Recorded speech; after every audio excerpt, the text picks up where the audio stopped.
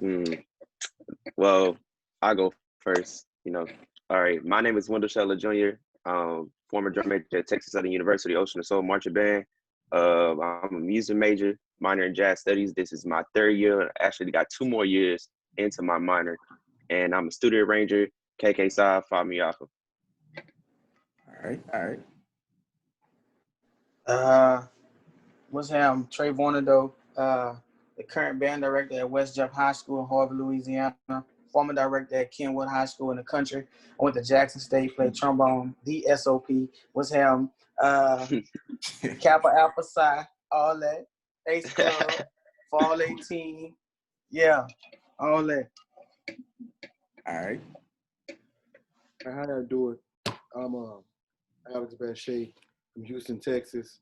I graduated from Texas Southern and University of Houston, bachelor's degree in music education, assistant band director at the Woodlands High School, head band director at Houston Mass Band here in Houston, Texas, and surrounding areas. Trombone player, euphonium player, Batitude, OE out the ocean, all day, every day. Oosh.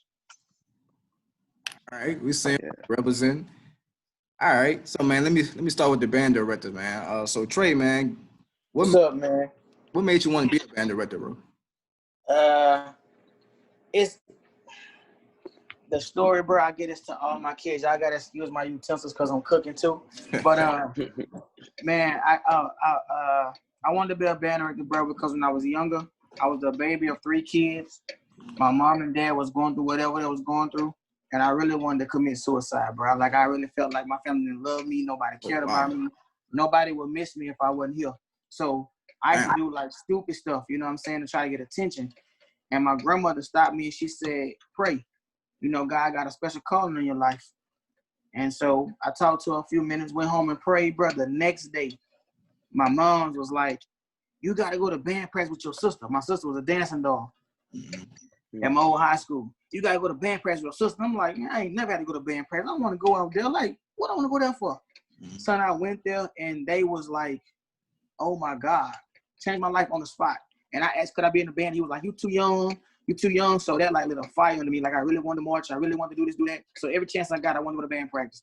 6th grade hit. It was like tryouts or whatever, because my little program out there is a 1A school, so you can be in the band for 6th grade or whatever. Man, I went out to the little meeting. I told him I wanted to play a drum. I wanted to be on snare. That was my first instrument. I was on snare drum. Came home, he let me play on the snare pad, all that kind of stuff. I came home with the paper. Mom was like, "You're not gonna play no drum. Either you gonna get a horn or you're not being in the band." I came back the next day and told him. He said, "You got either a trumpet, a trombone, or a baritone with your lips." He looked at me again. He said, "No, you ain't playing upper brass. You're going to play lower brass. So you got a trombone or a baritone." And I said, "What is what?" He said, he showed me both of them. I said, "That long thing right there." He said, "Boy, that thing longer than you." I said, "I want to play that." And it went from there, son. And when I did that, son, it was up from there. That changed my whole mindset, man. Like, I tell my kids all the time, music really saved my life. And he was such a great teacher. He taught me more than just band, you know what I'm saying? He taught me life, because he saw what I was going through as a kid, and he was always on, hey, you gotta stay positive, do this, do that. And I say that's what really made me want to be a teacher, to give back, because it's a lot of kids in the community that don't have that push, don't have that support system, and they need that. And a lot of them be on the edge of breaking down or giving up, and all they need is somebody to tell them, man, look, don't give up, you got it, And I feel like I can do that for my babies, and that's what led me to do it, bro. All right, man. That's crazy, man. I never knew that, man. I never knew you was, thinking about committing suicide. Yeah. That's why a lot of my kids, that I talk to, I let them know that up front, because a lot of kids, they want to see that you're human. A lot of band directors, they're like untouchable, because you got to have this iron face on. You got to have no feelings. No. These kids most kids need a father figure, so I'm going to be there for them. So that's what I do day in and day out, bro. Any one of my band kids that ever march under me, they'll tell you straight up. I check on them all the time. I make sure they're fed, make sure their grades are right. I check on their wellness as far as their mindset, how they feeling as far as all that, bro. Spiritual, all that. I make sure they're good 100%, because If it wasn't for Kenneth Butler Sr., that's his name. He went to Graham to play saxophone. If it wasn't for Kenneth Butler, I probably wouldn't be here, son. So I vowed, you know what I'm saying, when I did this and I got my degree and everything, I was going to get that same energy back, bro. So that's why I'm doing it. Man, that's what's up, man. Wow. Shout out to him, man. All right, so Wendell, man, give us your journey, man. How did you go from being in the drum section to being a drum major? What was that like? Man, let me tell you, I started off in middle school, BCO middle school, out of nowhere. I just came to BCO middle school. My mama told me, we're going to BCO middle school today. I was like, all right, cool, because my cousin went there. My cousin Brandon, he played cymbals. He was a cymbal section leader. I came in the room. I seen a bunch of kids on the drum warming up, just playing taps, 8 on each hand. And I was like, what is this? So I went to the back room. My cousin was like, all right, I give you these cymbals, these combo cookies. I was like, combo cookies? Is that what they really called? He was like, nah, it's called cymbals.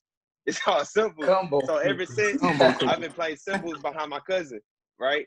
And then along came Clifton Love. Shout out to Cliff, my bro, AEA. That was my drum instructor, Clifton Love, C Love. He was box, 04. You know, he been raising me up ever since. Joe B, Carl Dickey, and BCL, man, we won. And start from 6th grade, we won grand champion every year until my 8th grade year. And then my 6th grade year, we also went to Washington, D.C. and performed at the Lincoln Memorial where Martin Luther King stand on and did his I Am a Dream speech. I have pictures of that. Man, that's crazy. Yes, sir. Yes, Yeah, sir. I know, right? That's crazy. You know what I'm saying? So went to North Forest High School, started playing cymbals there with The Rock. Skill Wilson, that's my old drum instructor. Shout out to him. DJ, shout out to them. You know, most of them cats that come around North Forest, they also they went to PV or they went to TSU. So I was a different guy. Then my sophomore, junior year, I was chosen to be drum major. I didn't even try out. I was really chosen.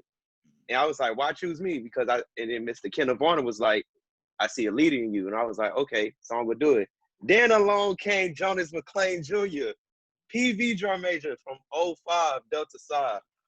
Came along the way and started showing me the ropes and arranging too. So I didn't even write music in high school. I was just looking at the notes and the score, and I just always wanted to do it. And then along came after I graduated, I did a back band at my graduation. Everybody was crazy. Everybody went, wow. It was like, oh man, drum major no boys did a whole back band in his graduation. What you go do next? Next thing you know, I went to Texas Southern. Went to Texas Southern, got auditioned. Well, I got auditioned by Gift as a pre-audition to my senior year. I got auditioned by Prof D my senior year at the Battle of Bands in Brookshire, Texas. So my senior year. Then along came Texas Southern. My freshman year, I started playing cymbals. Became crash section leader, funk train. It was nice experience. I was a music major. I didn't even know. I didn't even learn theory while I was in high school. I learned theory when I got into college, like right off bat. So I just had to play catch up. And then ever since, I just started playing marimba, which was a new instrument to me. And I was like, wow, like, I never thought, like, it could get like this, like, for real. So it started kind of getting hard playing marimba and knowing skills, but I started getting the gist of it when I watched other people do it, when I watched Prof D do it. So shout out to Prof D, Dr. Singleton, interim band director of the Ocean Soul Marching Band. Shout out to him. And then my sophomore year of college, I became cymbal section leader of the funk train. Cymbal section leader of the funk train. Wrote out Stargazing. That was my very first arrangement. 2018. Oh, you wrote that? Yes. Yo, that's fire, bro. Yes. Thank you, bro. Stargazing. Ever since then, went on to that next year, tried out the drum major, became drum major fall 19 season, and wrote out Space Cadet. Whoa. That's crazy. So I just plan on to do more and more things. Man, that's what's up, man. That's what's up. Alex, give us your journey, man. Well, it's nice. Hey, bro, that was a nice journey, my dude. Right. For real. I'm just a nobody hanging around a bunch of somebodies, man. He trying to be nice, y'all. He trying to be nice. I've been around a long time. I'm native from Houston, Fifth Ward, which is sort of like Fifth Ward, Houston, Texas is about the equivalent to Ninth Ward in New Orleans. You know what I mean? Or if you're from Dallas, Bonton. So it's survival of the fittest. So we are. So it's survival of the fittest. I was a rough kid, dog. I was a rough kid. I got 7 sisters, so fighting was what I had to do because my sisters are younger than me. I ended up at MB Smiley High School playing trombone underneath Mark Gordon, who's currently the band director at This man Langston. with the Smiley too? Not to cut Dang. you off, dog. I just gave a girl about Smiley, bro. Dog, Smiley was a hound, son. Man, Smiley was the truth, man. Man, we tried to be, man. Being honest, Willow Ridge was still top dog. But we manhandled a lot of people back in my day. Got there to Smiley, and I learned a lot of things from Mark Gordon, Joe B, Kyle Turner, awesome guy. His daughter is actually married to Roderick Little of Jackson State, the headband. Oh, wow. Yeah, man. It's a lot of connections. I'm connected to a lot of people just from hanging around. Ended up at Smiley, left, got in some trouble at Smiley. So my grandmother moved me out from the whole north side. Still stayed in Fifth Ward, but ended up going to James Madison High School, and that's when I met Sam Jackson. I met him in middle school, but he was doing summer jazz workshop here in Houston. I met Sam Jackson, who was actually the writer of Texas Southern's fight song and their school song. That's the person that wrote Nick, like in the 70s and 60s. Wow. So ended up running into him and Ronald Thornton from Willow Ridge, and that became my private lesson teachers. And man, it just excelled from there. And they convinced me not to go to Southern University. They pushed me to go to Texas Southern. Hey man, I was at Smiley. What you expect? Where you thought I was going? Right. That's where they wanted me to go, and I was gung ho, baby. I was ready to go. We already had a drum major there. Broadway, he was already drum major at SU in the mid 2000s. I think it was 2005 or 2006. But I ended up going to Texas Southern. It was an awesome journey. Clarence Gibson, Prof. Gibson had just got there, so that's 05, 06. We was on fire, man. So I didn't miss a step of being a part of great programs. So excellence is what I like to do, and if it's not going to be excellence, then I'll just cut it short. Went to Texas Southern, crabbed an OE, crabbed a baritone batitude, both sections. In Texas Southern, if you don't know, you go to different sections, you crab again. So you got to be a tough booger. Like, we don't give passes. The next year you in somebody else's section, guess what? White T-shirt again, brother. That's true. That is true. That's just how it is. It's just how we roll. You got to be willing to face those consequences. I had Prof. Gibson as a teacher, Professor Lee, who was awesome. Mr. Darrell Singleton, Prof. D, or Dr. D now, who's now the head band director at Texas, I believe. I went through it there for 4 years, and then I transferred to University of Houston. I wanted a different outlook on band. I like our culture. I love our culture. But considering how Houston is more core style oriented, I want to be well-rounded where I can jump to any school. University of Houston being on my resume and my degree got me into a lot of places that a lot of people couldn't step forward into because they have an HBCU, and it's sad it's that way, but that's the way the ball bounces until we regain control of where we are. Got to University of Houston, graduated. I learned a lot, and my first school was at Ebony Worthing with Ren Joseph, and then I went to Phyllis Wheatley as head band director, and I ended up at Jeff Davis until they changed the name. And then I ended up at the Woodlands High School, trying to boost up my core skills and such. I didn't so forth lead marching band. I just took a time out, man. Just trying to always learn something new. I run 2 bands here in Houston, 2 R&B, 1 jazz, one a country and R&B band. I gig on the side, play organ at church, man. Still do my band directing and still do private lesson teaching and run hum at the same time. So music is me completely in general. I just love helping Houston. I'm trying to get it back and raise people like Wendell and other people, man, that just pass on the knowledge I know to make my city better. Because I'm tired of seeing New Orleans kicking our ass. I'm sorry. Hey, I'm not even gonna lie, man. Like, New Orleans, y'all, I feel like y'all are so harmonic oriented, like melodically. Like, I feel like y'all ears is so different because y'all whole city is around music. Jazz, for instance, like, it's just like it's y'all superpower.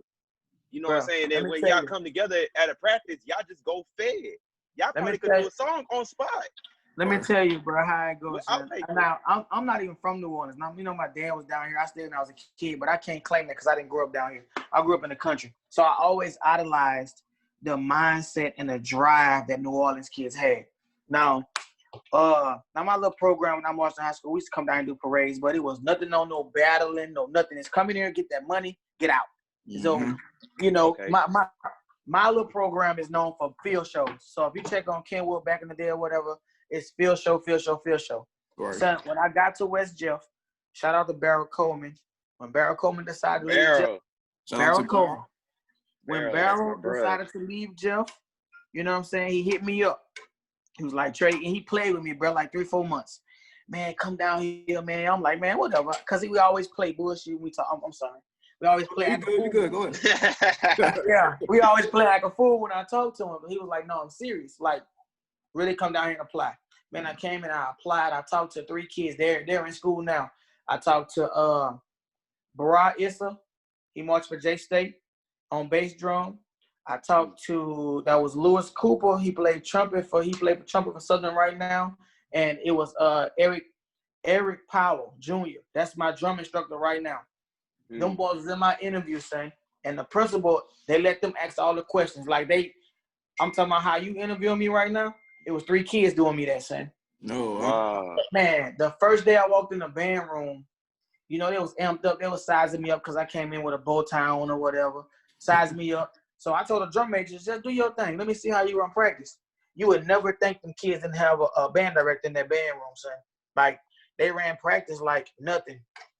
I'm talking about from warm-ups, discipline, scales, I new love that. music. I love to hear that. I'm talking about, bro, you just walk into it, brother. And long story short, I was saying New Orleans bred musicians.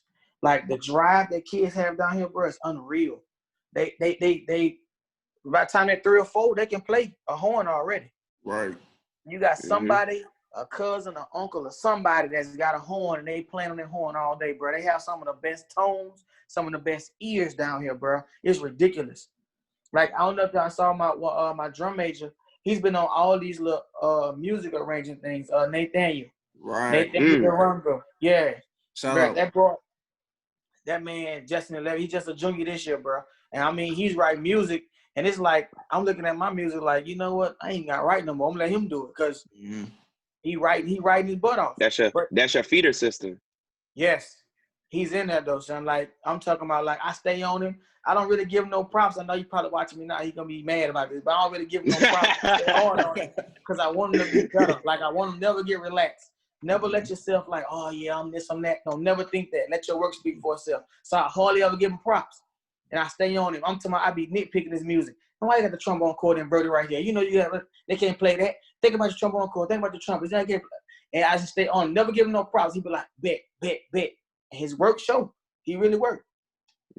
That sounds real good. I wish in the future Houston get like that for real because New Orleans, y'all whole different. Y'all whole different super monsters. Y'all whole different super monsters.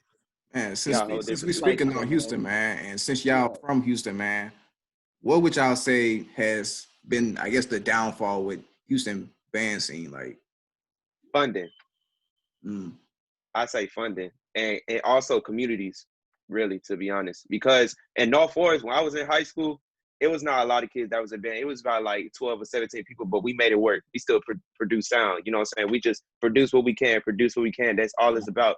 I just really hope for Houston to really just come up, like elevate, like they just do research because if New Orleans could do it, we could do it. Especially Houston did it back in the day with Willow Ridge. So I'm surprised if Willow Ridge could do it. I'm surprised that North Forest could do it. You know what I'm saying? So we just want to bring it up. Just had to bring it up. Really funding. I'm not gonna say funding, because I've been teaching a long time, bro, like almost 15 years now. So I'm gonna say that it's camaraderie. Houston has a big issue. I think every city has a big issue with some band directors take things more personal than others, to the fact that they're hindering other people's programs or they're so caught up in the drama that they don't excel in their own programs. In Houston, man, to me, I know the struggle of New Orleans and funding, man. Like a lot of times, the cats don't get a lot of everything, but they make happen with whatever. You know, you seeing that 190-piece band, you know what I mean, that 128, and you have no idea what them boys struggled to do to get that. And that was amazing to me when I saw that 0-2 Carver versus Reed. I was down there for that. And I was like, I went to their practices and I was like, man, you boys got all different kind of horns and they still made it happen and sound beautiful with it. And ever since then, that was a long ass battle, like 3 hours I was sitting in the auditorium. but right. That's the first time I met Wilbur Rollins and Miguel Bonds. With the G Knights, man. It was, hey, bro, I'm well traveled. But hey, that opened my eyes to like, it's bands like this. like it was like peeling your face back, Doc. That's the first time I heard Survivor play like that, Mr. Magic, treat her like a lady. Like I can go down the list. Carver and Reed was running a classic. That culture was off the chain down here, son. Yeah, man, them boys was, man. I mean, at the end, they got along. But in Houston, we have the money. I mean, most of our schools are 5A, 6A, 4A. You know, we have the funding. We have buku. That's not the issue. The issue is here, God spit out football, not band. So a lot of times, bro, football comes first before anything. You can be in a band program and you can have the talent as a director, but let's say a primary school like North Shore in Houston, Texas, they win a national championship for football a lot. You go to North Shore and try to start a band and try to, do what we do in our culture, it's going to be very hard when you got a team that wins 98% of the time, goes to the state championship, you know what I mean, every other year. You know what I mean? You're competing against something in a state that's very difficult to do. So you have to find different ways to grow your band. And a lot of times it's connecting with other band directors and finding out what they do different in different sides. HISD is the biggest district in our city, but there's other districts. You got Katy, the Woodlands, or Conroe, Cypress, and all those other. But HISD is where our culture survives at, and it's dying down because the directors are fighting each other. They're fighting each other. They're cutting each other as far as off from other jobs, or they don't want to communicate, or hey man, how'd you get them to sound like this, or what do you use for tuning method, like stuff like that. I was raised by older band directors, so as much as they would bump heads when it's wartime, when all that calmed down, man, you would see a picture of them drinking margaritas together or beer or whatever, and that's out the window. That's how I was raised.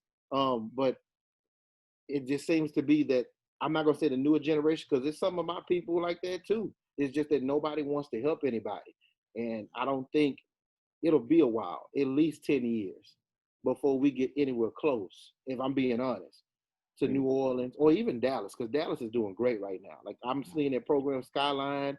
Shout out to Terrence Brock. Yeah, Terrence Brock at Carter. Mark Martin at Beaumont United. Oh, shout out to my LV. Yeah. Mark Alex Martin, Frazier genius. and Trent Johnson, man, at PA Memorial. Just a side note, bro. A lot of people don't give Trent Johnson the credit, man. Right. And I was trying to figure out, like, bro, I much props to Brian Simmons. God rest his soul, Professor Carnell Knighton. Cold people. But I'm talking about the starter LLI, Trent Johnson, Baton Rouge All-Star Band. Without him, it wouldn't exist. Right. I remember LLI wiping the floor with everybody in 04. Yeah. Say, what year you said? What year you said? He said 04. That was 04. Hey, I was in that band. I was in that. Houston. It was I think it was 3-5 came out, or 3-5 All-Star Band. One of them, Washington Marion, LLI, and I think Shreveport All-Star Band, or of course it was a smaller band to the side. In Alabama. I'm watching that band 0405, man. Yeah. Is there a video on YouTube? There is a video on YouTube. Yeah.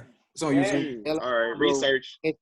Trent was a primary area to that band, and nobody gives. It's like they erased him out of history. And I was like, man, this dude did some cold stuff. Daryl Fields from New Orleans. I had no idea. After help was slowing down, that Daryl was carrying St. Aug like that, and he came out here to Houston. And I want to learn so much from him for drilling, fam. Like, I'm not ashamed to say if I don't know something, I'm going to go learn it, because I want to be as great as I can be. And the only way for you to be great is to get on these people's nerves that are great. Exactly. That's the only way you can be. I want to be a jack of all trades. I want to be unbeatable and unstoppable in every area. And I mean, I would bug the hell out of Daryl Fields. Trying to figure out how you do these drills, fam. Like St. Aug's out here busting these turns. Like, I don't care. Whatever you got to do. We can haze, jump in the cut, whatever we doing. Let's get this done. But, man, Houston can grow, man. If it can really grow. If the communication comes back and everybody gets on one accord, and it's about the kids and it's about sending them off to college, making their lives better, even if they don't go, man, making them better human beings, better musicians, just better people. Because, I mean, we're going to be old one day. I don't want nobody crazy taking care of me in the old folks' home. So Right. I want to die as a musician. So I think the communication, if it was a lot better, man, we would grow tremendously strong because it trickles down to the colleges, to the all-star bands, all that. That's all one big pipeline. And you see it every year broken, whether you see it in the summer, whether you see it during the football season. And it's nothing against any director from Houston. If y'all watch it, man, not saying that y'all programs are not adequate or not up to par. I'm just saying I know all of us can at least be 120 like we used to be. I remember Yates 100 people. And now you're looking at 20, 30 folk in a band, 4 trombones, 8 tuba, maybe 2 trumpets. Like, nobody should be like that, fam. That's pep band. Right. Right. Just being real. Right. I wouldn't take that nowhere. It's just me. Okay, man. Since we're speaking on all-star bands, man, this is a question for all 3 of you guys. Do you all think the all-star band, is it good for the culture or is it bad for the culture? It is good for the culture because it develops your musicianship and keep up with your chops. Okay. It do. Like when I came into Hum, like my first year came into Hum, I was like, whoa, hold up, boys is blowing. I never heard this. My ear was like, I never heard so much frequency like that because in my high school, like I said, we had a little band. Mm-hmm. And then when I came into Hum, it was a lot more people. I was like, okay, first note, boys was blowing. Basha showed it. I was like, man, whoo, that Shane. I love Shane. And I was like, wow, I like to do this again. So I feel like All-Star Band is developing your chops. Okay. Trey, man, what you think? I see the good and the bad by me being a director. I'm gonna start with the bad first. A lot of kids want to, what they call it now, get their rocks off. So they want to come to the program and kind of act a fool on the horn, don't really take it serious because it's All-Star Band. It's All-Star Band. But in actuality, All-Star Band keeps your chops going, like my dude Wendell said. It keeps your chops up for the next season. So a lot of band directors encourage their kids to go to All-Star for a couple of reasons. One, you're not in the streets getting in trouble. 2, you're keeping your chops up. 3, you're sitting on side of some vets or some legends in your community on that particular horn. And that's some kind of stuff that college can't teach you. Facts. You know what I'm saying? So Facts. that's the bad I see. People just acting a fool. The good, like I said, you're sitting on side of people who you getting free schooling. You know what I'm saying? All-Star practice run from 6 to 9. You know what I'm saying? Mm-hmm. That's 3 hours of free knowledge, free nicks, free necks. You know what I'm saying? The better you own that horn. Like, that's your whole goal. You playing the horn, you're supposed to master that thing. Bro, that's free knowledge all month, the whole month. You can't beat it. So I encourage all my kids to go to All-Star. Man, I'm talking about I used to have a car full of people taking an All-Star. Because that's some stuff you can't teach. And that's what I think the good about it. You know, some bad habits here and there. But I think it's mostly good overall, man. Okay. Yeah. What you think, man? I'm in the middle, man. Because I do teach and I do run the All-Star Band. I was at home when it first started, and I was honored to be given the reins by Clarence Gibson to take over. And I've seen the good, I've seen the bad. I played in all the good and played in all the bad. So I took L's and I took dubs. So I seen, you got some bad habits here or there. Maybe people smoking, you got younger kids, people drinking. And then you got the good part of it where I see kids who couldn't even play the B-flat scale are now running through music, within a matter of a month, all because they're trying to compete with this cat who may have played in 99 or 2001. That, you know what I mean? I agree with Trey, man. It does a lot. I see the good and bad in it. I want to say from the director standpoint, I understand them not wanting some of their kids to go because they feel that bad habits might come back to their program. On the flip side of that, I feel like, well, we all being honest on here, man. With my program, I teach a certain way. It doesn't matter where they go. They're not going to come back with bad habits because they know I don't deal with that. So if you're going to come back with that habit, find you another band. So that's just me. That everybody else teaches totally different. I just feel like they should be free to do what they want to do during the summer. And if you're correcting their discipline the way you need to be corrected, then they don't come back to your program with issues because they know Mr. Basha or Mr. Trey or Mr. Sheldon don't play none of that mess. So let's leave All-Star Band where it is, because now it's back time to go back to your own. But you got a couple people that try the band director and so forth and so on, and it happens. The good part to it, it's free private lessons. Who don't want that? Right. Who don't want that all summer, man? I mean, we get tired as band directors. Boys want to take a vacation, be with their family, go out and party, you know what I mean? And you come back and your kid can run 12 majors, 12 minors, do a little run here and there, playing 30-second notes, can glissando, can play a little jazz rip. I'm impressed because now I have to work. I don't even have to work that hard. We can continue on with your education on a higher level. So, it's one big pipeline, like I said before. I see the good and I see the bad. But I think overall, man, I think it's better for all our cities to have All-Star Band ever since we started, like from the high school point, and it grown into the, the mass bands. I think it's been really just pushing these kids to play harder music, because I have to say from 95 to now, the music has completely changed. Completely different. Mumble rap take over. Mumble rap take over, and they create tunes. I'm telling you, bro. I'm telling you. You wouldn't hear stuff like that in the arrangements that you hear now. You know what I mean? You wouldn't hear that through music. Maybe the woodwinds will have it, but they're forcing brass players to do things that they're supposed to do out the Arbin book in the first place. And I think that's awesome, bro. That's awesome that they're pushing them to that level, that you don't have to be a professional musician to have that professional chops and skills or attitude. I think All-Star Band brings that out, because a lot of arrangements, especially with New Orleans, I got to give credit to Georgia. Georgia plays some impressive stuff.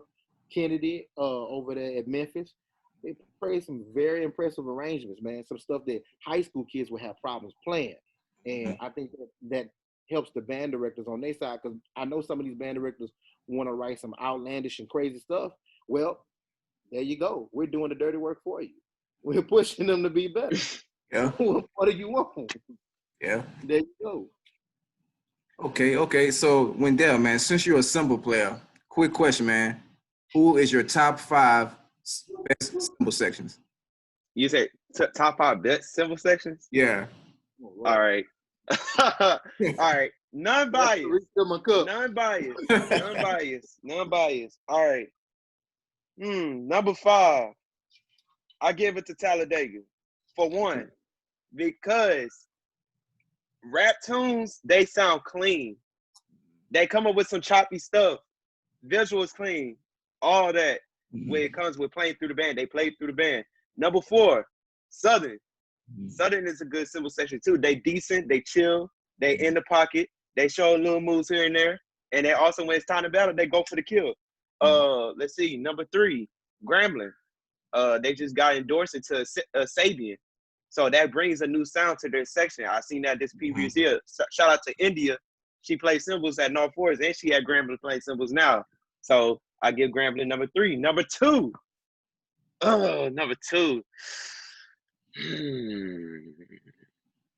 I say TSU, number 2, because TSU, we have AAX. You feel me? We are different from everybody. Right. The reason why I said number 2 is because we so different, but we have our own flavor. We definitely have our own flavor compared to like back in the old days with K-Lee, Baca, K-Lee 2, Skip, all them cats, Vincent, all them cats. They are so different and crazy, man. Wild Twirl, they go stupid. And I feel like when I came into play, and when White Boy came into play, and when Jackie Chan came into play, we created like a whole different type of fusion. So it creates a whole different type of beast. And number 1, I'll be honest, Jackson State. Jackson State, they have their own flavor as well, but they have their little Mississippi style. They dance, they have chops, they clean, they play dynamics, They visuals all together clean, very together. They wild. They have a sense of character. They have a sense of character. So that's my top 5.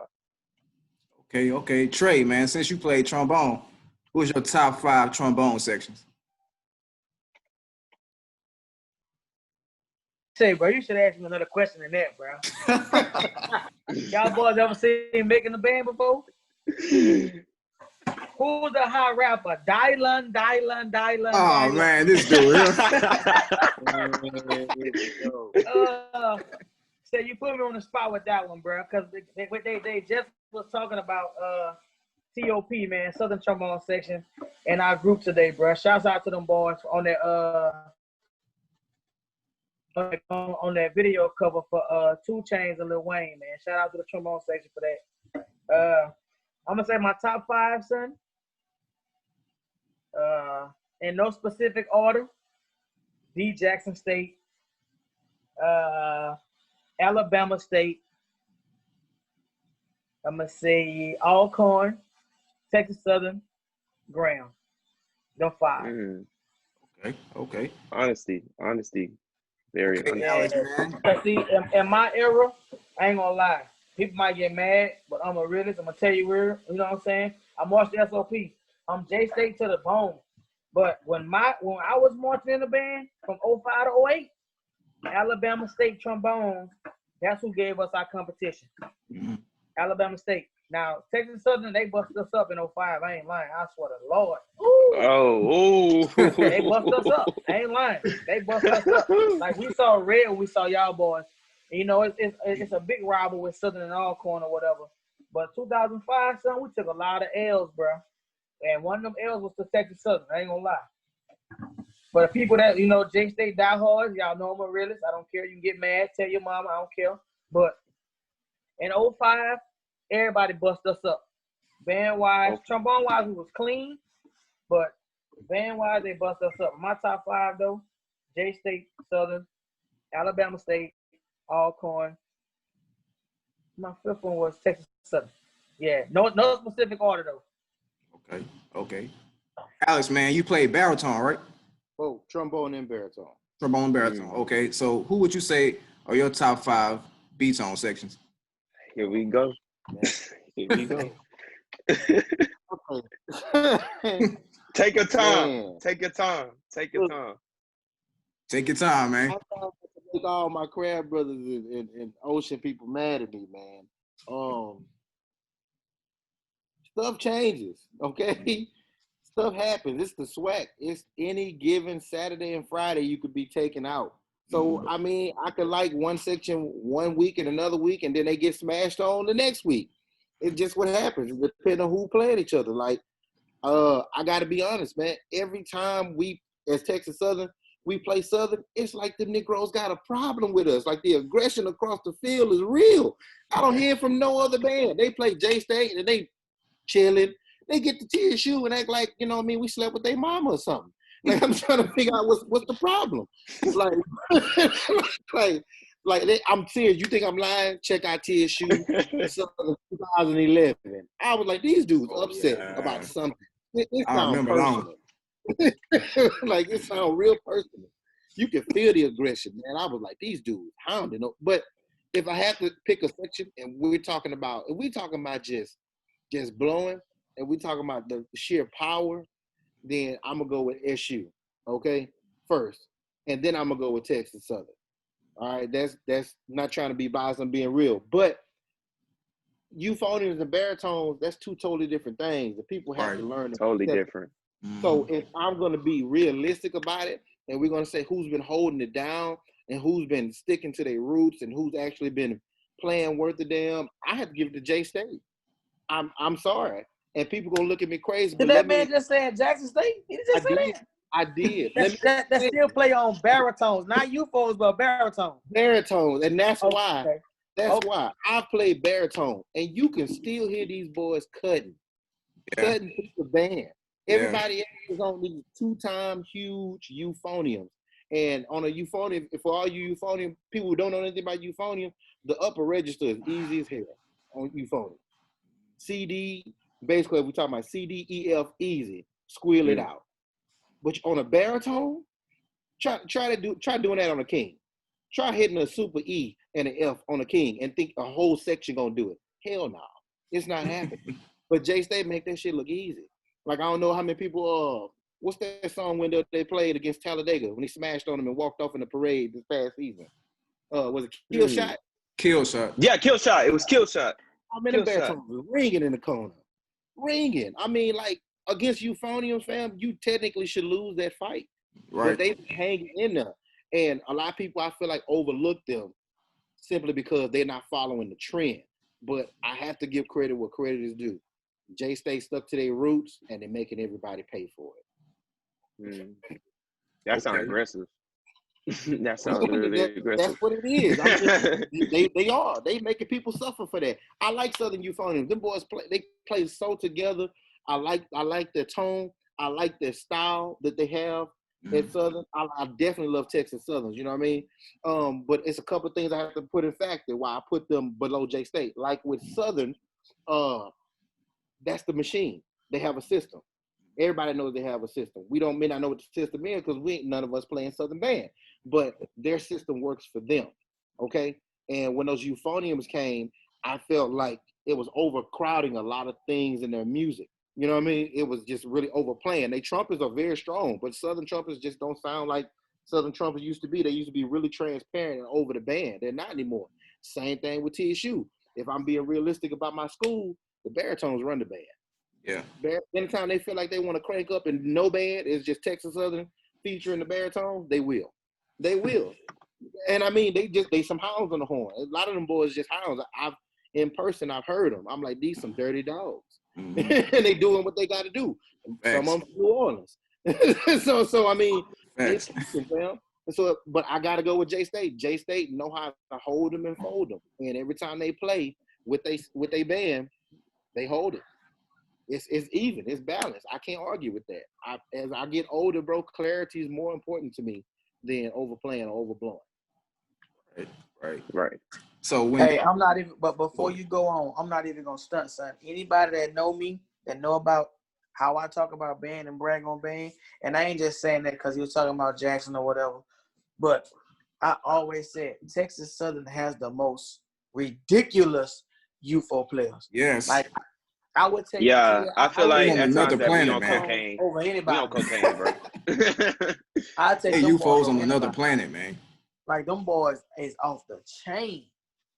Off the chain. Much respect to Like, them boys. I feel like with our band, like our harmonic substance compared to like 05, 08, it's very modern, but it's very broad and strong. Because our tubas is really kicking butt. Like we really some monsters out here. Like a lot of people don't think that Platinum Funk could do it. We could do it. They could do it. I'm telling you. If it wasn't for coronavirus. So if it wasn't for coronavirus, hey man, shout out Dog Team. Look, TSU, and Jackson State would have go fed this year. What? If it wasn't for coronavirus. What? If it wasn't for coronavirus, we will go fed. I'm telling you. Hey, I love to hear that, man. I'm telling you, we will go fed like it's 2011. Hey, you ever been hunting before? Huh? You ever been hunting before? Hunting before, yeah. So when you go hunt, you have a dog with you? Look at this dude. I kill him. I have strategies. So I was gonna ask him how do a hunting dog bark? That's all you hear.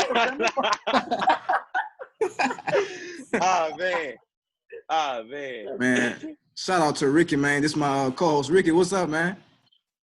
Man, bring everybody in the video. I only can see 4 people.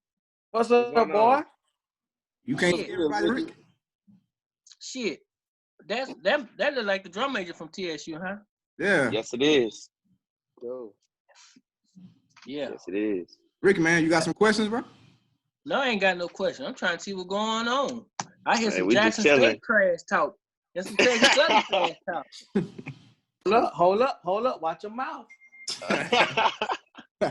Hey, what happened to Lions, Tigers, and Bears? Oh, my. Lions, Tigers, and Bears. Hey, they'll never talk about that 5th quarter from the boombox last year. Last year? It wasn't no talk about it because we walked in that thing and walked out that thing straight like With that. y'all head hung low. You ever seen that basketball video with that dude push his head up like that? That's J State, boy. We'll never dream. Shit. Y'all, do I need to pull up the video that I got recorded on my phone showing them What kind of video? like, Now, if you stand in front of Texas Southern Band, then I get all that. You stand in front of Southern Band, I get all that. 50-50 on the field, it ain't no dog and nothing. You know that. Now, what you mean? Rick, I'm on a 50-yard line. Going way back, Rick. You know. Rick about to bring out the video. Rick, man, don't do it, man. He got some rigged up videos he finna show. Rick, I ain't gonna don't do it, bro. Hey, let me tell y'all something about band head. Oh Lord. When a band take a L, no if it's the 0, halftime, or the 5th, they talk about everything except that part of the battle. Have you ever seen somebody from J State talk about Lions, Tigers, and Bad from the boombox? They talk about everything else. They talk about victory lap. That's one song out of how many songs, though? That's one song out of how many songs? Summa cum laude. Do you know what the summa cum laude means? You at the top of the class. I know what that means. I know what that means. So I pick West Jeff Band over Sonic Boom. Hey, whoa. I think you're trying to take a shot at West Jeff, and you ain't going to do that because I stand 10 toes behind mine. You going to do that. And with the red cup. Hey, where he at? Huh? Hey, sucker, you heard what I said. I pick you over them. Hey, let me tell you something. But to be honest with you, man, this year Texas Southern, the boom would have destroyed y'all ass. You know why? You know why? You know why they would have destroyed y'all? Because y'all was still in the phase getting over losing Gift. You know what I'm saying? I'm not even gonna lie to you.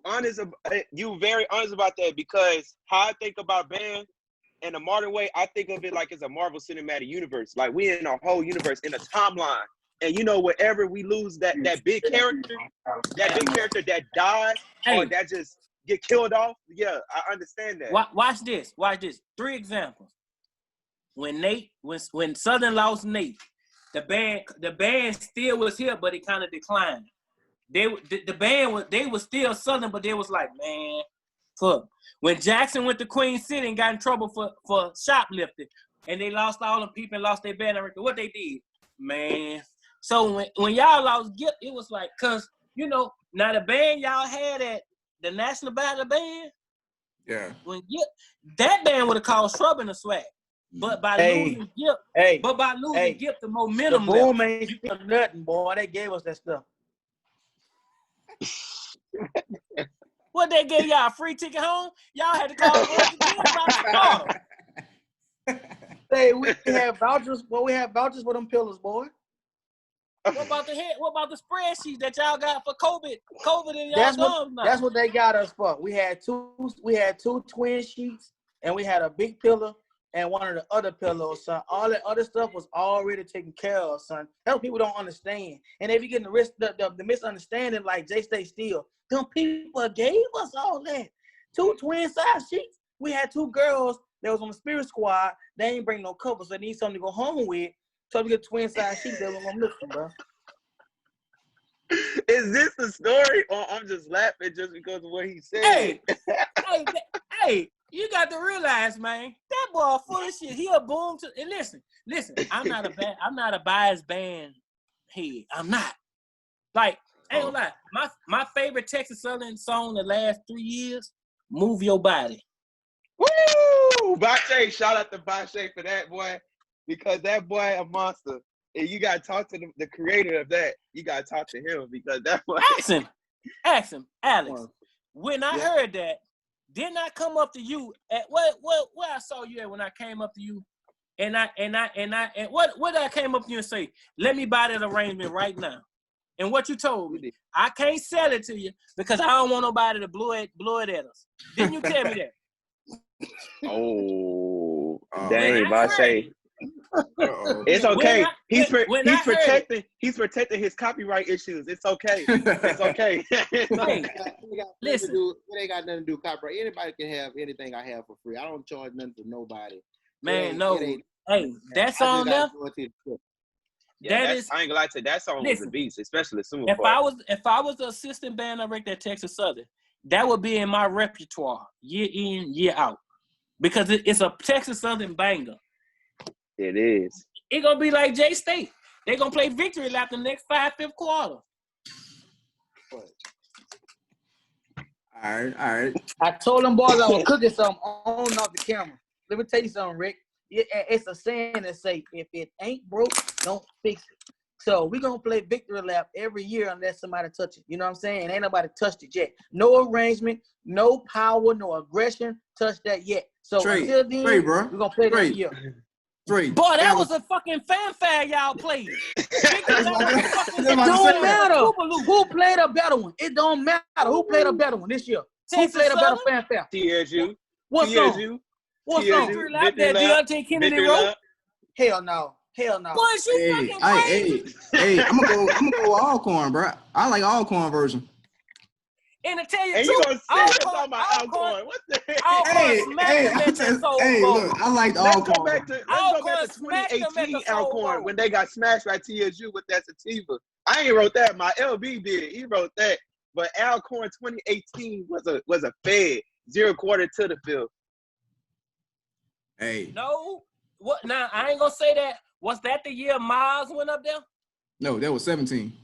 That was 17. Cause Miles beat Alcorn with a baseball bat that year. Now Miles took that up there. Also, Texas Southern.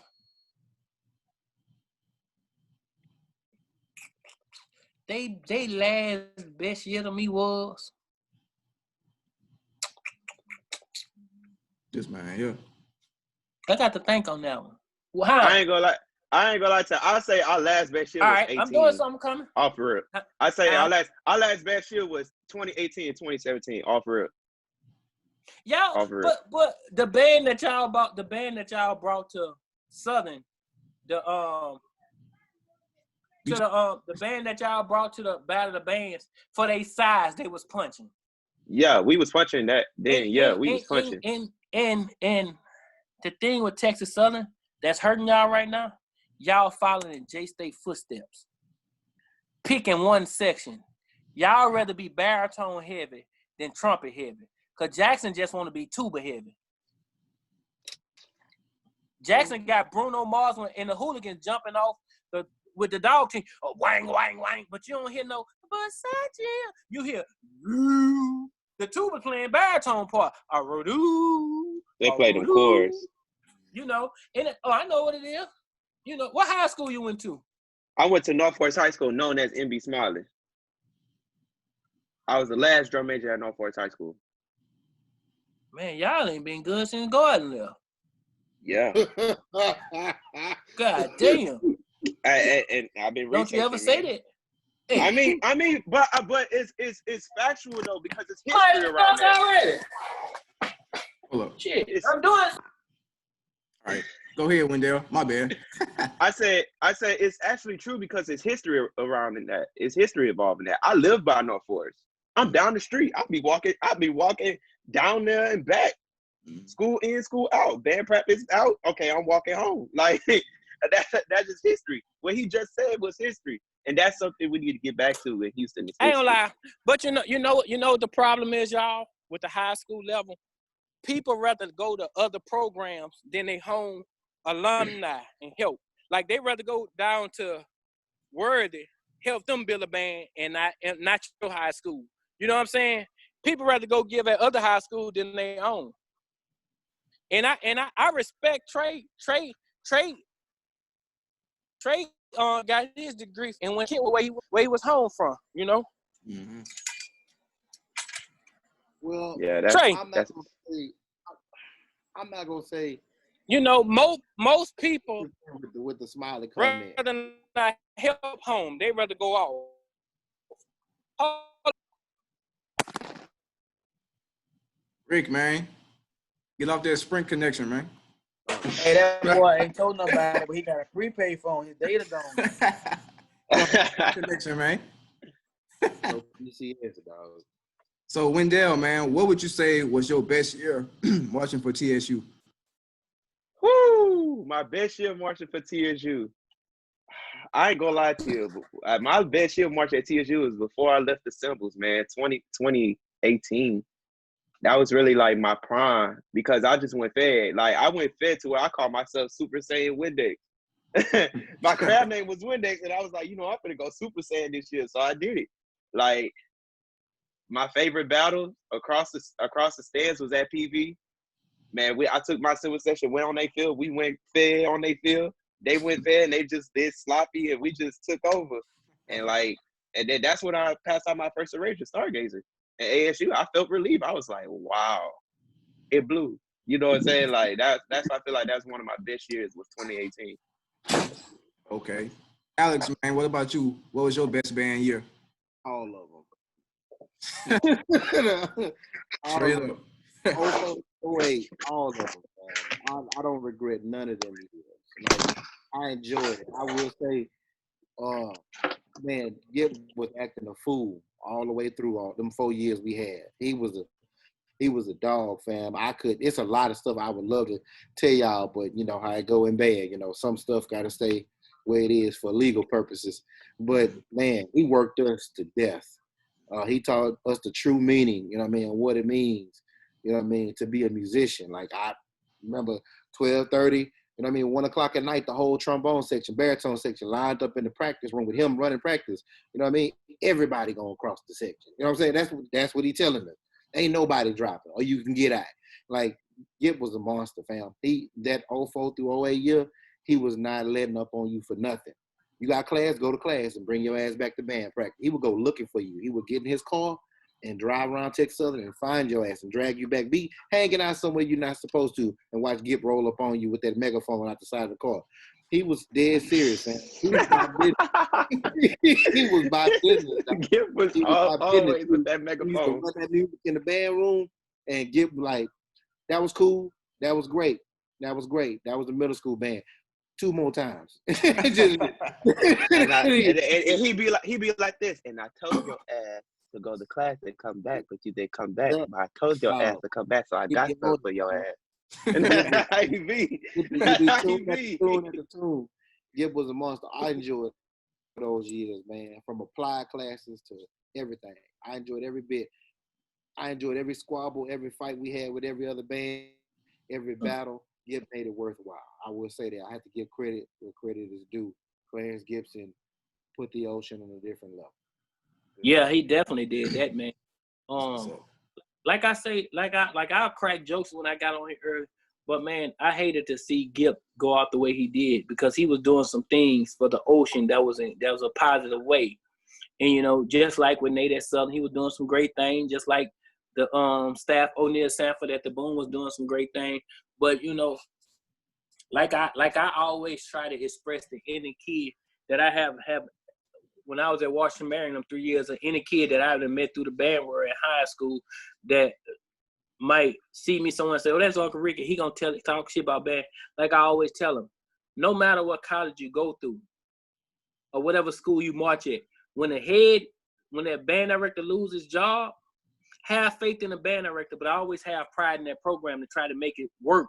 Because when y'all give up, they look at the energy, the band room always gonna be open with the name on it. When they remove that band director, they not going to that band room and take that name down. They gonna say the last band we had at the school, the kids gave up. That's why we don't have nothing. That gonna fall on you. So you got to have a heart for that program. You got to have the love for that program to keep it going. And I give this year Texas Southern Band, the kid that stayed in the band after they lost their head director, pushed through the 2019-2020 season and still go and do remarkable things.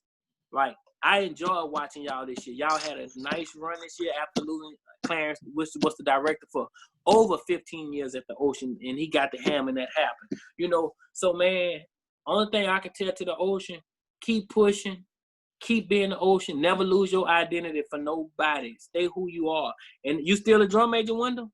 Yes, and we also having virtual trials coming soon. So I'm still arranging. I'm still studying things. I'm learning under Mr. Basha, Mr. Mark Martin. I've been going to Beaumont teaching their drum majors, and and went to Marshall High School. I went to Marshall High School, helped their cymbal players on the virtual like 2 days ago, and got paid doing that. Like I'm not saying just to get paid, but I'm just saying I'm doing this for my own well-being of teaching, because I know that's what helped me in the long run when I get out of college. So man, and the thing about it, that's what's up. like you got like Houston is so deep embedded in music history. Like just like I know I'm from Baton Rouge. Like I could literally put on my shoes and it take me 5 minutes to walk to Southern. Right now, that's how far I stay. Close I stay to Southern. But when you think about the Willow Ridges in the 90s, Mr. Thornton, like you got to go back. I'm gonna take you. How old you at, Wendell? I'm 21. Just turned 21, June 23rd. What year you was born? 1999. You will have no recollection of memories of the battle bands that took place in the Astrodome with the good Houston bands. Yo, Rick, we was just talking about that, bro. We were just talking about that because I watched them videos. Listen, I watched them videos. You got to think about it. You had people like Willow Ridge. Like, you know how people say, oh, people scared to go to New Orleans? Ain't nobody want to cross that toll bridge coming from west, coming from the east to go to Houston to see Willow Ridge. A lot of people talk down. Nobody want to see Gardner smiling. Nobody wanted to see, a lot of people ain't want to see Madison. See, it's a lot of schools that was in Houston that don't get the fame and glory that a lot of people get, So, Houston have its own rich culture. It's going to take the Houston Knights to get the culture back like New Orleans people did after Katrina. Everybody want to go to Texas Southern, get their degree, and go away. Get a rapport and say, I stayed home and built a program where I was at. If you take care of home, the world will see what you did at home and give you a chance. Like Alex. Alex went to the big leagues. Alex got him a boom, boom, boom, boom, boom, boom, boom, boom, boom, boom, boom, boom, boom. He got him a car.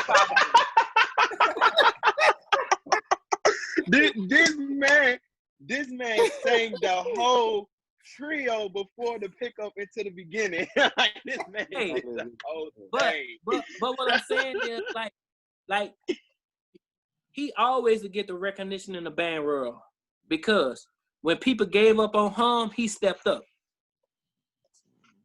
Like Trey. Trey, where you went? He cooking chicken. Oh, he can't cook. That chicken gonna be burnt. But the thing is, Trey, you got a lot of people don't know. Trey was from Kentwood. Trey went back home and worked his school, his alma mater, and like Trey was the same thing, the same attitude Trey have at West Jeff. He had that same attitude at Kentwood. We gonna go perform, we gonna go battle, we gonna have fun. Trey first parade was Slidell, Louisiana. You know who the first band he blew at? Landry Walker High School. Yep. Yep. He walked past everybody else, went across Canal, brought his band up, and I told him, I bet you won't blow at him. And get what he did. Blew at him. It's a lot of bands see people like Landry Walker, Carl, St. All, and avoid them battles. But to me, only way you get better if you take an L, because you'll know what to go work on. Everybody like picking easy wins to say, oh, I bust that band tail. Go battle somebody like Memorial. Go battle somebody like Reagan. Go battle the old Willow Ridge, the old Smileys, the what that big old band, not Skyline, the other big band in Dallas. Who that is? With Derek now.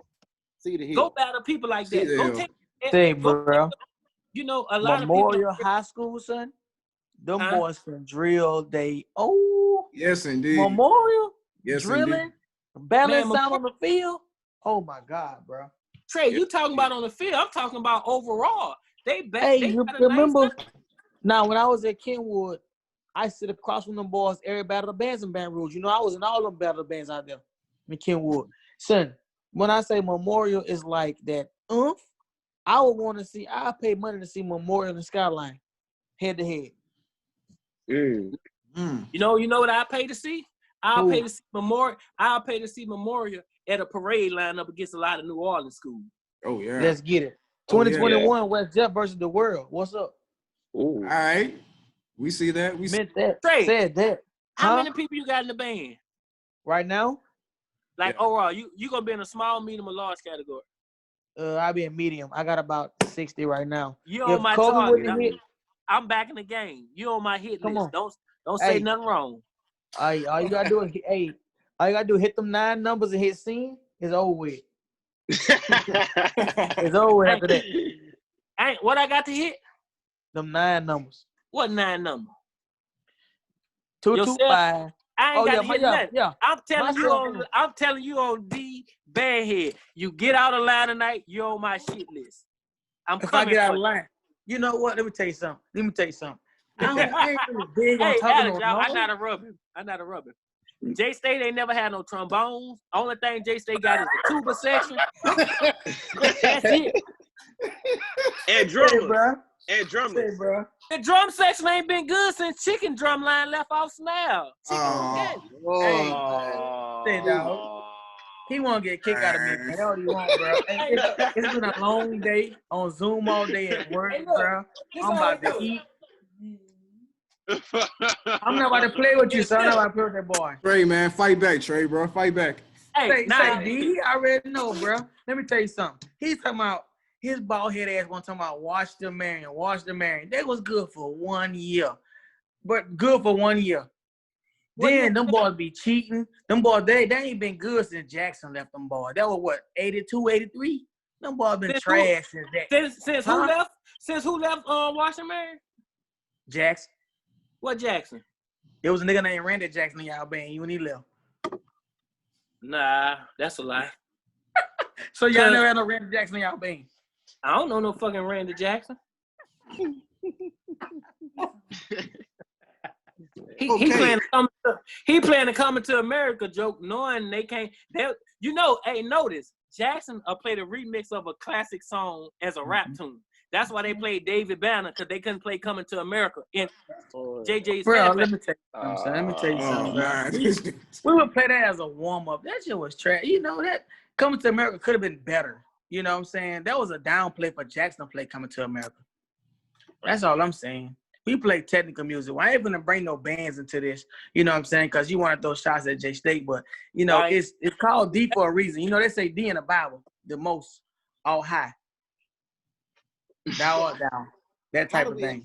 Questions in the comments, man, let's look at some of these comments, man. Man, shout out to Smash Time. We got Smash Time in the building. What? Smash Time? What's up, man? Yeah. Oh, Alex. Bring him on live.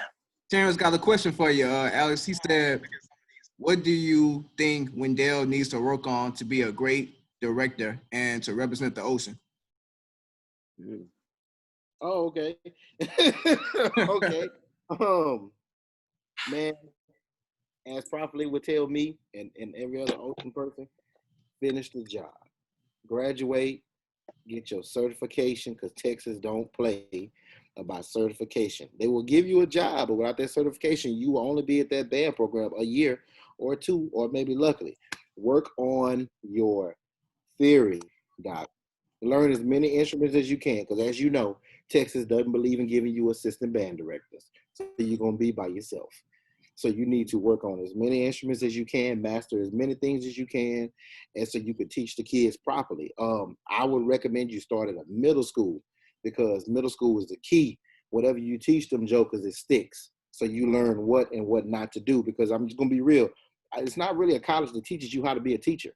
They teach you how to be a great musician. I don't know any colleges that teach you how to go into the actual school system and do grade speed. You know what I mean?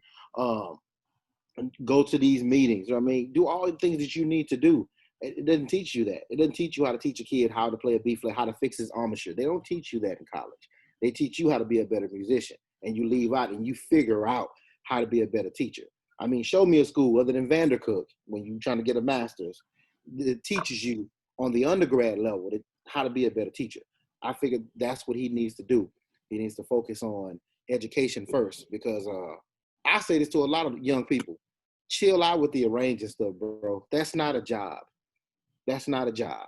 I'll be real with you. The only person that has that actual job that's doing that right is Brian Simmons. He has a great opportunity, and they gave that man that great opportunity. He took it. He soared with it.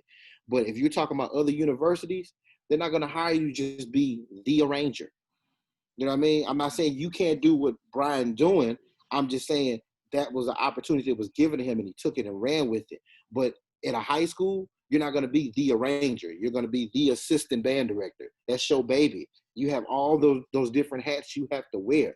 So I don't want anybody to get caught up in the cloud of arranging and being, you know what I mean, I'm the baddest man on the planet with this pen, and you get to the real world and people want to see your UIL scores. They want to see your teaching methods. You know what I mean? They want to see your curriculum on how to teach beginner band. All that arranging shit go out the window. Nobody cares about that. Because at the end of the day, you got to feed your family. And they don't give a damn if you can write above the staff, if you can write all this fantastic shit. All they want to know is, can you teach these kids? Are they going to graduate? Are they going to sound good on the field? Is this field show going to be acceptable to everybody? It's a whole different ballgame. I would want everybody to survive and just start being realistic about what it means to be a band director. Because it's a lot of hats, man. And arranging is that 2% of being a band director. That's what he needs to do. Likewise, Okay. likewise. And shout out to Smash Sound. Alex, man, we have another question. So Smash Sound wants to know, what will it take to get Houston bands back in action? You want me to be me or you want me to be political? Hey, be real, man. But since I got Ricky on here, I'll be real. Show your ass up to home practice. Show up. Show up. I'm there every day. You should be there every day. Stop making excuses. He's talking about overall. Overall, show your ass up to home practice. Go to your band practices. Listen to your band directors. They ain't stupid. Hey, Make you want me? I'm gonna answer from assistant band director, former assistant band director, and a band head, and just somebody gonna tell the truth. You know what it takes to make a city musician programs great? All high school, middle school band directors get on the same level and work together to push the same agenda to, we need these music department because it is saving kids' lives. Right. You right now, this day and age in band on any city, you are not just going to fight for the minorities like all black bands, because black bands have Hispanic kids, Caucasian kids, every African American, every ethnicity it is in those programs. So now you're not presenting 100% black program. We need funding to help get more of little Rebecca, Sue, Beck, and Jane in the band that's walking around school. They want to play what their friend play, but I don't have the instrument to buy 5 more piccolos. Can you fund me the money for piccolos to add those other diversity to the band? You know, when you be able to present it on that level, like the political side, when you can show the other race, it's just not the African American in the band, it's other people. Especially in Houston, the more Hispanic kids you get in your band, the more money you get. Correct. From Hispanic, correct. Cause guess what? Guess what? They're gonna support they're gonna support their community. Yeah. And that's why I said earlier. That's why I said funding earlier. I was like, funding, that's really the key source right there, because money grows. But we got money. We got money, man. We got money. We got money. We tear our own selves down. North Forest is a prime example of that. When Gordon left Smiley, Gordon had you know how many tubas we had that we just wasn't using? We had 14 tuba players, but had 26 horns. Tons. There was 26 cases that I looked at every day. I bet you only bought 2 of them tubas, though. I bet a tuba cost some cash. That's the expensive last piece of hardware. We had all those instruments. It's not money. It's not far, still open. People, huh? Yes. I got a whole new school on the other side. Same instruments ain't been used. All the instruments just sitting in there. It's our own people tearing our own stuff down. When Mark left, the district just folded. People was taking money. People was doing all kinds of crazy stuff. They killed off something. That was the only district, period, that was supporting our people as far as fine arts. We had extravaganza where the middle school would come perform every year. Elementary, the high school and Forest Brook would show us, Smile Show. We all have a good time and show all of our fine arts, show what we were doing. They killed it off, man, not supporting it. And they trying to kill North Forest off right now. They don't even want North Forest to exist. They show you how much they don't like the school. They got the school here. They built the little school, the new school across the street, and used this school as a bus barn. And you can't even use your own stadium. You can't do nothing. You can't go to the band room. You can't use jack. So they don't have a band at all? They have a band, but they don't want to give them anything to support their band. That's crazy. They don't give them instruments. Yeah, bro. Their own stuff. And that's my main goal. That's really my main goal, bro. Like, that's why I sit on this very heavy. Like, it's sick. Hey, that's crazy. You know what the problem is? When in situations like that, you got a lot of alumni that use the schools for their political gain. And when they get positions, they forget about them. Mm-hmm. And I'm speaking for what I see happen at my school, at Capitol High School in Baton. We don't have a band, but you get people that gets want to run for political positions and sell a dream. Oh, we're gonna bring this back, that back. Once you get on the alumni president, that's everywhere. They start to forget about the dreams that they made and promises to the kids. And it's about them. Just like these charter schools. You got these directors coming to these communities saying, we going to do this, we going to do that, we going to do this, we going to do that. And once they get this community support, everything they said they was going to do go out the window. They don't do nothing but lie to the minority kids. Sell them a dream, get the kids there. Each child is worth $19,000 to the federal government at a school. A lot of people don't know what's going on, and I hate to get off the bad topic, but we need to understand this. If you a teacher, Trey, where you at? His phone died. He coming back. All right, watch this, Alex. When you graduate? I graduate 2 more years because I took a minor in jazz studies. All right, watch this, Mark. As a teacher, when you look at what's going on, you shut school down in March from the COVID-19 virus, right? It's only then got worse across the country. But you want kids to go back to school. Why you ain't leave the kids in school when it first come out? It wasn't that bad.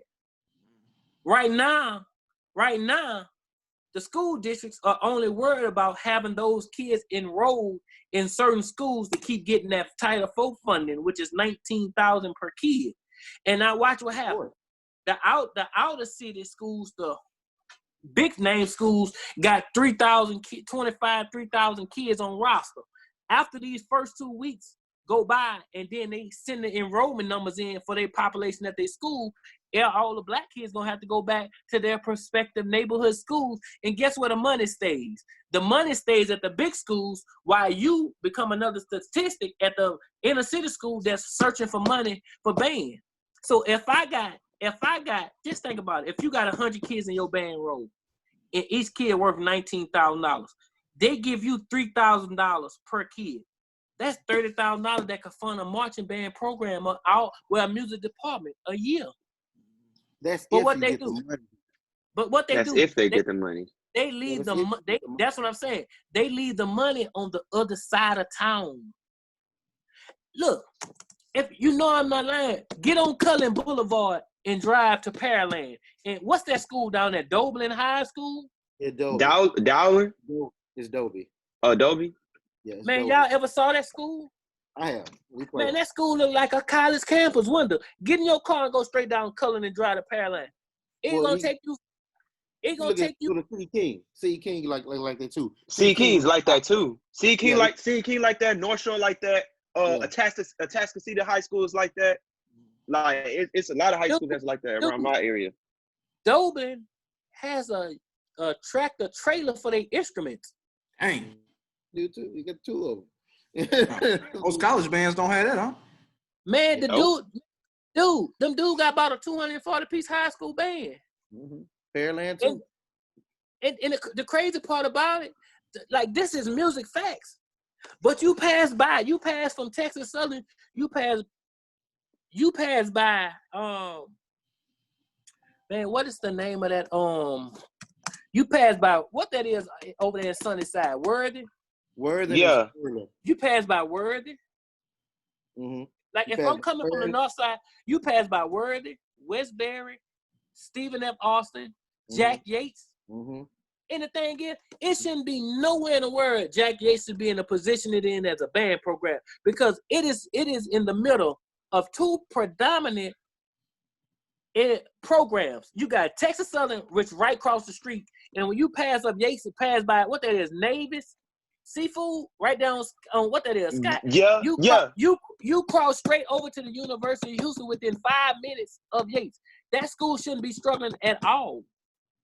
It should have the resources coming from Texas Southern and University of Houston over there. It's no way that school should be in the situation it's in. And it's like that because politics.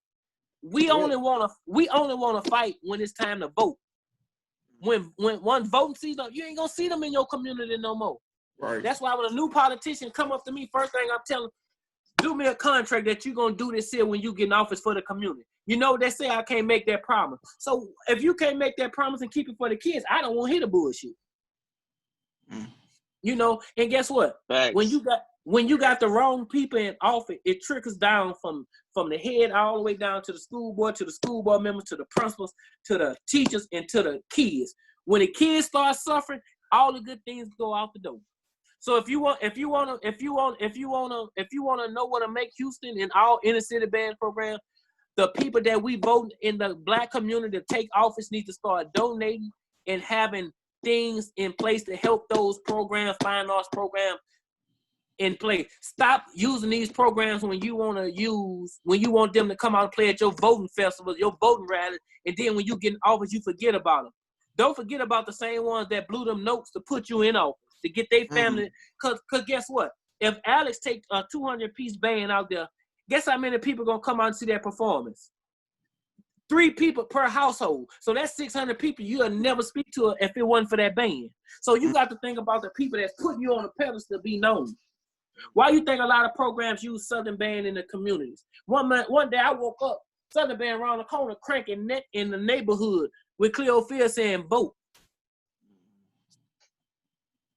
That's facts, man. That's facts. And what about these grocery store chains that get marching bands to come in there and march, like Walmart, the different big brands? Guess what? Start inviting these concert ensembles to your end of the year party to come play and accept donations at the door.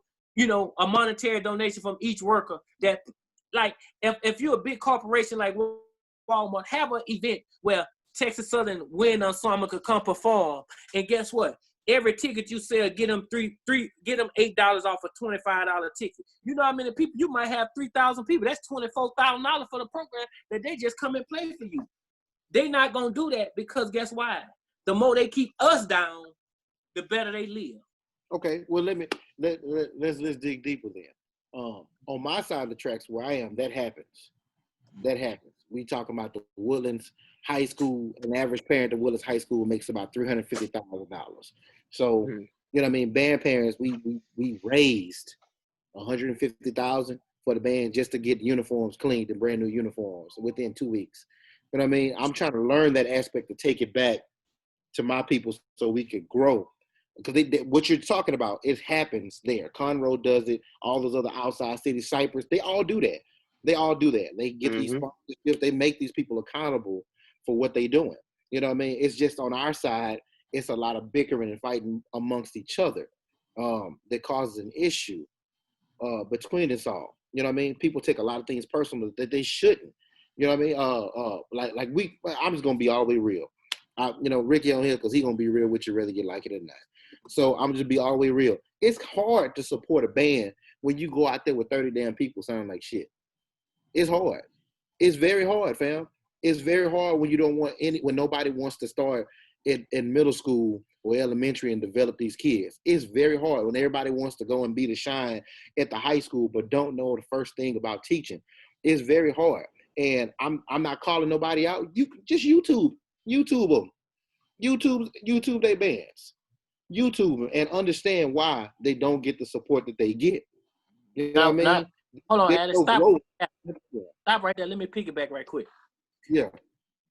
Just because somebody have like a 48-piece band, think about those instruments that them kids been playing on since their uncle was there. Exactly. With duct tape, you got a baritone. This man got got to put Gorilla Glue and duct tape on the spit valve. You know, you cannot get the proper tone on an instrument when it got an instrument is just like a radiator. A pin-sized hole will cause everything to mess up. If the horn got a small pin-sized hole you don't know, and you playing notes, the air gonna cut the frequency out the note, and it gonna sound bad. So, as a music the music culture in a supervisor in the districts, that's when the older band director need to grab a hold, and that's when the band director need to have like a mentor program. Like colleges need to start implementing itself. When you graduate as a young band director, get you a mentor. Learn from a mentor. You know, this generation, when they become band director, they want to jump off the porch and say, there we go. Your ego the size of Texas, but your product is the size of Rhode Island. That don't match. It don't match. That cocky shit get you kicked out the door. And right now, in the inner city band world, our style, show style, marching 8 to 5. The turnover ratio for high school band director is a goddamn shame. You cannot change a band program in 1 year. It takes 2 years. The first year, you got to get rid of the bad spirits. From the last broke the band. If a band director would have kids that he raised, those kids are under him. Mr. Alex, I'm faithful to you. And get what happened? When I lose my job, I talk bad about the people.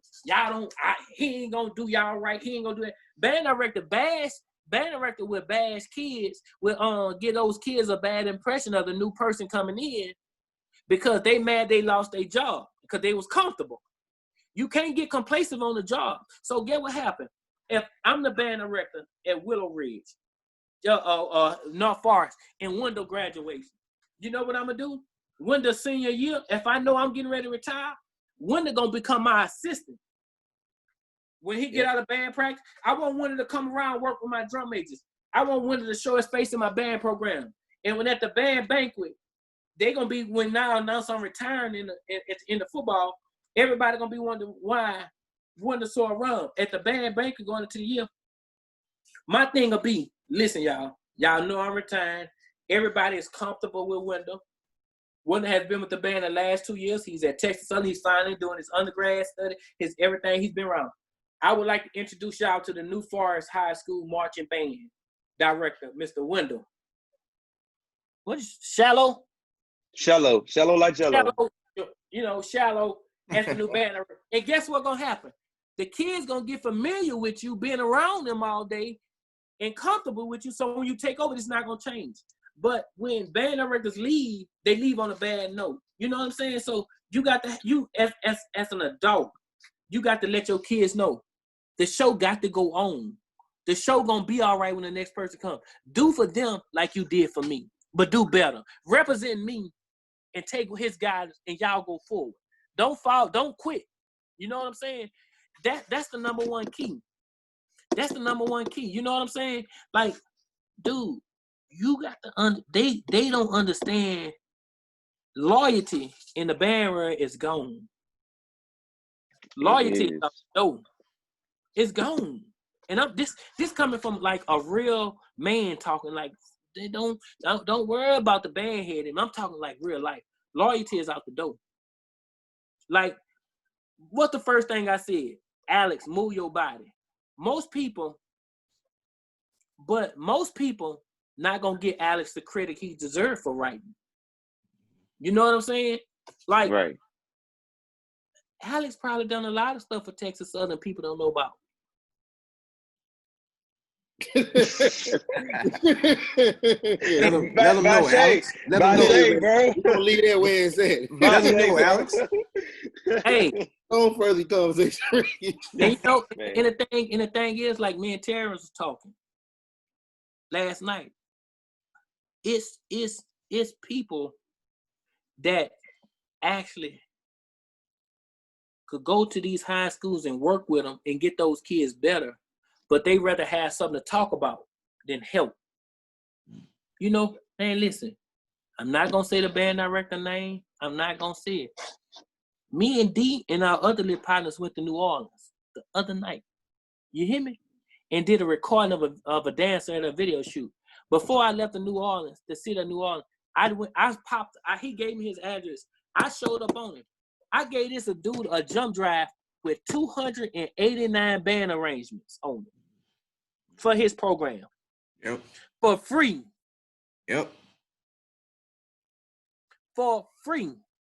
Do you hear me? That ain't including what I got in PDF file. That's all finale files. So what I'm saying is this. You can give help without trying to get pat on the back. Yeah. You know what I'm saying? Hard, they want to give. They want to have a medal on their shoulder. If it wasn't for me, Alex Band wouldn't be able to go to Houston and march the parade. Nigga, don't nobody care. Do it from the heart so the kids can be appreciative. Let the kids know when you walk up, oh, that's Mr. When them kids in college, oh, that's Mr. Alex. He helped me get my kids to go here. He helped me go here. You know what I'm saying? Like, I can sit up here and run a list of shit down, accolades and shit that I done done, but for kids, but that don't matter. Because it done been a situation when I didn't know where I was going, what I was going to eat. But I helped those kids, and guess what? God put me in a situation. I own my own business. I get my own taxes. I do everything for myself. I hadn't worked for a white man in 3 years. Thank God. And I still give back to community dance teams. I still give back to bands here and there. You know what I'm saying? So it's and like I see a comment, dude Damon said it take 3 years. It don't take 3 years. What it takes is you going in there, busting your ass, getting rid of the bad seeds that was left planted. Dig them up and get them out. If it takes you to get rid of 30 people out of 64-piece band, guess what? That 34 gonna march on. Put 2 drum majors, put 2 drum majors and 32 on the field. That's your 34 kids left. And guess what? March on. If you got to move instrumentations around, move it around to compensate what you got going. And guess what? When you out here and people see that you trying and got rid of the bad spiritual band, get what kids gonna say? Man, the trumpet makers out the band. I'm going to get in the band. You know how many kids in every school walk around now to play an instrument? You got people come from, like, middle school band be graduating 30 people sometimes. Guess how many get in the band when they get to high school? 5. 5, yeah. 5. Boy, listen, go to New Orleans and get a football team. You probably got 20 people that could get the band right now off the football and basketball team. Yep. You know, and then the thing that hurts the most is you have band directors and alumni that fight. But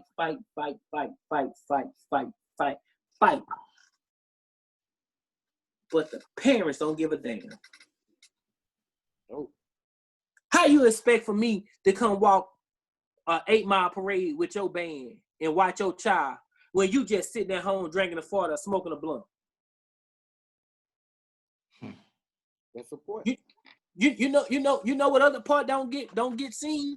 How the band director is more of a parent to kids than parents. Yep. Because guess what? You got to make sure that kid ain't cutting class. You got to make sure that kid eat on band trips. You got when your principal asking you why you still at school with 5 kids in front of my school at 9 o'clock.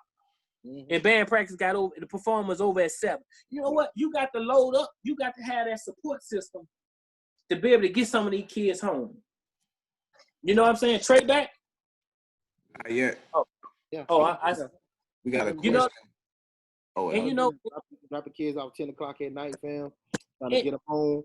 Parents ain't showed up. You know what I mean? Getting them something to eat. They didn't have no money. I done been there. I understand the struggle. Listen. And to any future band director, when you got people that's on the booster club always coming to you telling you mess, don't get them no position, because that's going to be your downfall. The one that always running you talking about somebody, guess what they doing? Talking about them with you and going back and telling them what you saying. Keep a mess around. That's why booster clubs don't survive. Get rid of them motherfuckers. Make what's best for your team. Start from scratch. You know what I'm saying? Most people, oh, that was my booster club president. Well, if this person been the booster club president for the last 2 years, why the band only got $300 in the booster club after all the fundraising? So you know what, Ricky? On a lighter note, somebody just sent me a message to ask you. I told them I was going to ask you. I guess because you mostly around and you see everything. What do you think Houston Mass needs to work on to get better? What, Houston bands? Houston Mass. Well, Houston Mass bands? Yeah, that's what he asked. First of all, in Houston, y'all need to get like every city. Y'all need to sit at the round table and build a committee with the band directors and understand. You know what'll make Houston Mass band better? And have a Houston Mass band camp. Have a Houston Mass band camp. Because what happens is you got enough band directors that play every instrument. You got people that can teach things at a school. Like, guess what? Alex, what you play? A lot of stuff. What you want me to play? What's your main? If we being honest, my primary instrument is piano. No, for marching band, like trombone, right? Yeah. All right. Okay, you play trombone, and you say, okay, I need 2 trombones from Texas Southern, first, second, and third, and reach out and get 6 trombone players from PV, assistant section leader, or however you want to do it. And guess what? Hold a inner city, around the city, promote it. You might want to start doing, say after, you can call it concert rehearsal. You know, teach different methods and techniques. Boom. You got the trombone section in line. Now you might have over 60, 70 trombones come out, but you got enough staff to break it down. You take the first, you take the second. We're going to teach fundamentals to those trombones. Now, guess what? The whole city of Houston trombone section playing as a whole. You do that for the baritone. You do that like a week time. Like you might have a time schedule for the lower brass to come in, 9 to 11 trombones. Take a lunch, 12 to 2 tubas, baritones come, and guess what? At the end of that month training, you do a inner city mass band performance with those kids, with the concert in the warm-up corrals and a long-term slug that you didn't put in them. And guess what's gonna happen? The parents gonna see these people are giving my kids free lessons, free working, free things going on. They're gonna support what you got going on. But mainly, it starts with all the band directors being on one accord. Houston too big not to have a powerful band scene. So how do you do that? I mean, what is coming? He just said, how do you do that? How do you do that when you have one school that doesn't want to cooperate with the other? That's what he just said. Well, at the end of the day, set your problem. Yeah, I'm just asking the question. I know what the problem is, but I can't necessarily say what the problem is because it's going to start more problems. Where the comments at? YouTube. YouTube. All right. First of all, they have to realize this. One monkey don't stop the show. Listen, look at the Jackson 5. Michael Jackson went on to be great, right? Yeah. Michael Jackson dead and gone, and guess what? His family's still eating off his name. True.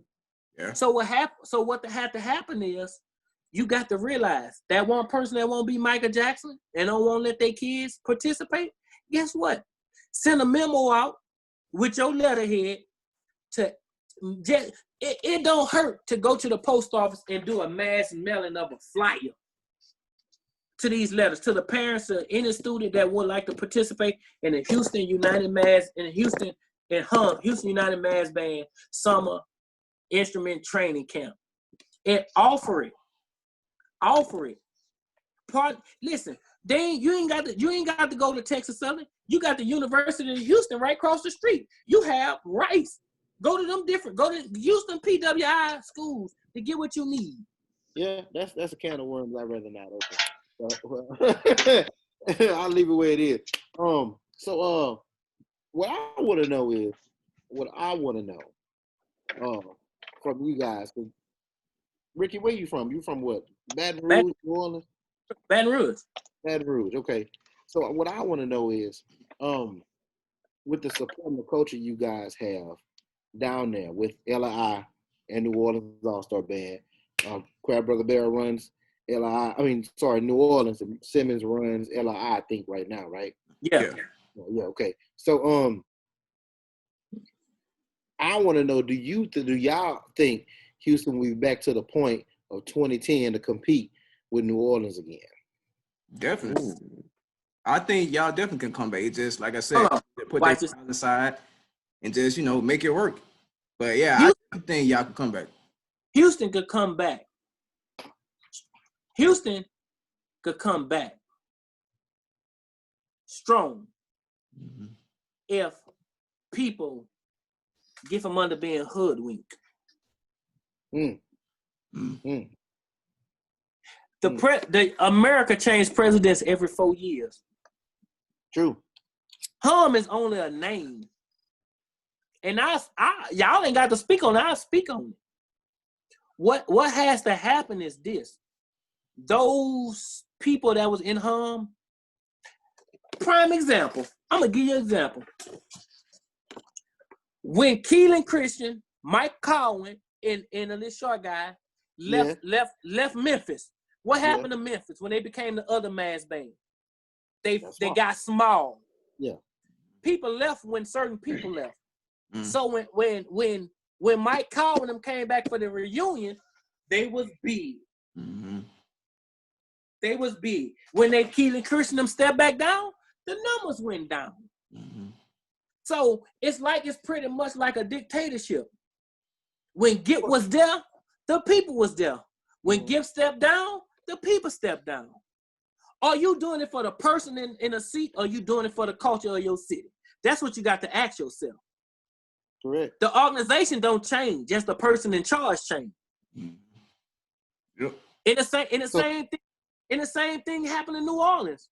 When Brian and Barron stepped down, when Jackson went to New Orleans, when Jackson battled New Orleans and Dillard, when Brian and Barron was not over, the band was small. Remember that? Yeah, I remember that. When Brian and Barron came back on the band blew up. When Jackson over him then? Charles. Yeah, Charles was over.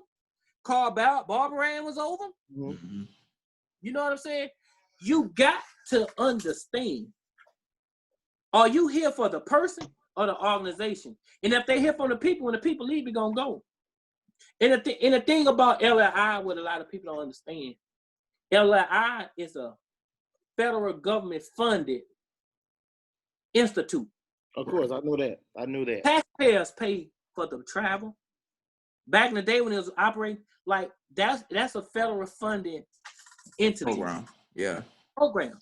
And if you put it pretty much, Roots of Music is just a smaller version of LII. Yep.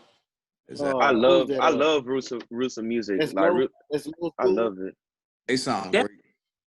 No, I'm just saying from the business wise. Yeah. Like they were saying last night, you got to think business. Business, man. Think about it. Say I'm good. I'm good on it. I'm just asking questions for the people. I got my plan. I'm asking questions. Smash Time said it's not, they don't get as much support as we think. And I've heard the stories that Barrel and Brian have said, boys kicking them out to schools and, wouldn't even give them an opportunity to practice. I understand the struggle. Hey, but guess what though? It's enough band heads in New Orleans, year in, year out, to where they could easily find a building that's just sitting up. Invest $10 per band head in the city of New Orleans, make a donation. Purchase that building. Own the building. Make it under the city of, make it to where the city can never take that building. Make it make it a non-profit to where whoever takes over, the money got to be used, the money raised got to be used for that. And guess what? When you own it, they can't take it away. So guess what? If you want to start a successful Hum program, get with the right people. Get your 501. We got it set up already, brother. It's already done. It's getting people already behind it Trust me, Wendell already knows. It's been done 2 years ago. It's getting people to get behind it and support. I funded my own money into this. You know what I mean? And it hurts. It's gonna hurt. And nothing come easy. You know how many days I sit on this computer doing designs and ain't making no money? But when it come, it come. One day I asked God, I do too much good work now to be sitting over here with no money. I got money, but I can't spend it. And guess what happened? A door opened 2 weeks later. I made $1,300 on one order. So what I'm saying is, like the thing is, was fortunate enough to function when Greater Houston All-Star Band was running. It just was a transition. Mm-hmm. Like you got the transition was Gibb. That's the primary factor. That's what a lot of people don't know. Gibb took over Greater Houston All-Star Band, and you know it's kind of like a thing that everybody doesn't know about Houston, Mass. To be honest with you, Gibb was the assistant band director at Texas Southern. He had the keys to everything. So funding instruments is very easy when you run the band. You know what I'm saying? It's have a place to practice. It's your band room. You can have it when you want to have it. You know what I mean? HSD is then so lenient with letting you have keys to stuff during the summer. You know what I mean? He ran Greater Houston, so it was easy. Like, I'm just going to bring the kids over here. We're going to do this for 2 weeks and then do hum and bring everybody together. And it's okay for y'all to use certain things. You know what I mean? I'm not trying to put my professor on blast about a lot of stuff. A lot of times, Gibb was pushing, you know what I mean, hum himself. Like, I mean, himself. I remember a lot of times, man was very stressed, and he was, people saying they were going to pay, don't pay, and he got to find a way to make the stuff happen through his own pocket. That's very stressful, especially 15, 16, you know what I mean? You got that huge band. A lot of them people didn't pay. A lot of them people just left him hanging. And a lot of people think that didn't pay didn't show up. Huh? And guess what though? And know what's, Alex? When you sit down and type your letterhead up for home, reach out to those people like those Fiestas. Reach out to those Church's Chicken. Reach out to those different lawyers, different people. And guess what you tell them? If you send a donation to the Houston United Mass Band, when we put our shirts on to travel to different performers, your name will be on the back. Houston United Mass Band sponsor. It's sponsored by the following. And guess what? When you could put that on back of a shirt, that's free advertising for them people. They would forever be grateful. Bring them in for them. Yep. And the thing is, listen, if you got people that works at Walmart, Integer, these big corporations, they have what they call volunteerism funding. If you have somebody that work at home, workplace for home, and you got high school kids, and you 501c3, build you a donation letter where you could fill it out and have like a small board together where people could fill it out and get it notarized, and they could take it back to their job and turn it in. That's $1,000 per worker at those factories that you could get from that. You know what I'm saying? It's structured to doing everything. And at the end of the day, guess what? Sometimes you might have to bite the bullet and reach out to some of these band directors at these schools. Oh man, I love all my people. I reach out to them all the time. Some of them just say some of them don't. You know, it's all good. And guess what? What's the main? Guess what? What's the main instruments in the band that people don't have? Baritones and mellophones. Baritones and mellophones, really. I guarantee you. You put a post up right now. $300 for baritones. You'll have 12 sitting on your lap tomorrow. People sitting around in a situation where there's no money being made. They need money. They'll sell those instruments to you because they just sitting around. How many instruments get stolen from schools year round that people? Listen, I'm gonna tell you something. How many cities you go to that have all-star band with people my age, your age, that is playing on a school stolen horn? These fool is not about to. Let's go to the next question. Next question. That's too much information. That's too much information. Right, next question. No, y'all won't. See, that's the problem. when real is presented, people run from it. Don't run from it. Yeah, that's real. I'm just saying, I ain't trying to put nobody no dire straits or anything like that, man. I ain't Spitter talk about I'm ratting. I ain't ratting on nobody. but then listen to this here. Listen to this here. I'm just saying that it's going on. That I don't know who stole the instrument. I don't know who bought it. But guess what? When you get off your horn and you're not playing it no more, don't let a kid use that instrument. Let a kid use that instrument. If you see Wendell Band got 6 baritone players, but only two ain't got a horn, and you walk and you got a baritone in your trunk, man, Wendell, listen. Let that kid play on that baritone. Here you go, man. Donate it to him, and when summer band come out, I'm gonna need it back to perform. Speaking of baritone, I got a whole baritone right now. How many? Hey, there you go. That's step one right there. How many trombone players got trombones sitting in the closet that they not using no more? That they could easily take out, soaking bar some hot water, take the piece out and degrease it with hot water and lubricate it, get it back function, and let a student use that at a school. See, you said all that, Ricky, and on the real, man, most of these people in this city don't even know how to do that. Not a lot of people don't. they don't even know how to do it. I know how to do that, and I'm a whole percussionist. I'm just telling you, as a trombonist, as a brass person, I'd have met a lot of brass players just let their horn sit up and out. Oh man, my valve stuck. Could you fix it for me? And all it would take, is some plies and some valve oil, and you just working that valve. They don't know. They don't know because they're not being taught that. When you take that valve off, boil you some water, put it in the ice chest, and let that instrument soak. What that hot water gonna do is pull all the debris off of it. Exactly. And guess what you go back doing? And you lube it. The first thing first, you can go in the average band room. Don't nobody have valve oil in their case of valve unlubed. They don't have it. They don't have it in their instrument cases. It's no way. Hold on. It's no way, fella. It's nowhere in the world Alex should be on the podium and I'm sitting there with a stuck trumpet valve off. I got to stop his teaching and say, Mr. Alex, throw me some valve off. I should be able to reach in the trumpet section. Man, pass him the valve off. Let me raise my hand. Mr. Alex, I'm about to go step outside and valve my and do my valve because they stick and I don't want to sound bad in the middle of practice cutting the band off. You got to teach. You know what it's called? Band room etiquette. Decorum. Band room decorum. There you go. Well, Ricky, what questions you got for us, Ricky? Huh? What questions you got for us, man? You always coming up with the hot topics, though. He giving us some hot fire, super hot fire. Hot fire. Oh, Wendell, man, I got a question for you, Wendell, man. All right, go ahead. So let's say you was the head band director for Hum. What would be some of your recruiting tactics? My recruiting tactics, I would go to churches. I would go to like Catholic churches, say like my Catholic church, St. Peter Claver, was right across from Chicken Plus. I'll go play for them.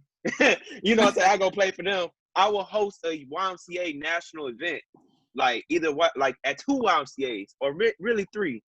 A YMCA on the south side, a YMCA on the north side, and definitely a YMCA on Tidwell, right on Tidwell. Because on Tidwell and Homestead, that's a lot of trail riders and slab riders down there. And we got people in them apartments. If they see like, okay, Hum doing like a showcase, a musical showcase at this event, they will show up with Ferris wheels and play areas and all that for the kids and everything. But we gonna have music showing. That's one of my ideas that I would do. Another thing, I will go to the town hall and really host an event. I will go to town hall and host an event. I will make it like a low brass ensemble type of deal. That's what I would do. Venture out, city to city. Okay. See what the comments looking like, man. Smash Time's going hard in the comment section. He is, man. He is. And shout out to Show Style Talk. Show Style, man. Shout out to Janelle Johnson, man. She over there at Stillman. Shout out to to both of you guys. What are y'all plans to build Houston Mass Band up? Been doing it, fam. Every year. Really, to be honest, every year I've been fixing. Go ahead, Wendell. You good, brother? Really, to be honest, like I'm really trying to get Texas Southern to where like musically comfortable, because we in Houston, first off, you know what I'm saying, and we built off its own culture from chopped and screwed. Right. And like I feel like with TSU, we could do so much in the music department. Like I have so many visions, and sometimes people think that vision is not gonna work out. I feel like that we should, like some students, like maybe like a five people and a drum set paper, 5 brass player and a drum set player, they could come in front of the student center and just play covers from their own band arrangements and just go fed. Like, you know what I'm saying? Like just jam. Have an own brass band at TSU with no cost and still donate money to them. Mm-hmm. Like I feel like I want to do those type of things. I want to do those type of things, really. And as far as like fundraising, what are the things do y'all have in place for fundraising for home? Oh man, we always have things in fundraising. We got 2 or 3 churches. Brentwood Baptist Church is one of the biggest churches we have that's supporting us and donating money. Hold on. Take away the ones that's given to you. What are y'all doing to generate the funds? Oh, panhandling. Asking for donations. We do barbecues, we do crawfish boils, we do car washes all the time. Mm-hmm. Especially Essence in Motion, they are a big supporter. Every year, man, they go to the O'Reillys out there. That's the dancers. That's the dancers for him. Shout out to them. Guess what? You got Essence Emotions, right? Yeah. That's it. You want to make some money? When COVID ends and the world open backs up, what's that? Have a dance competition.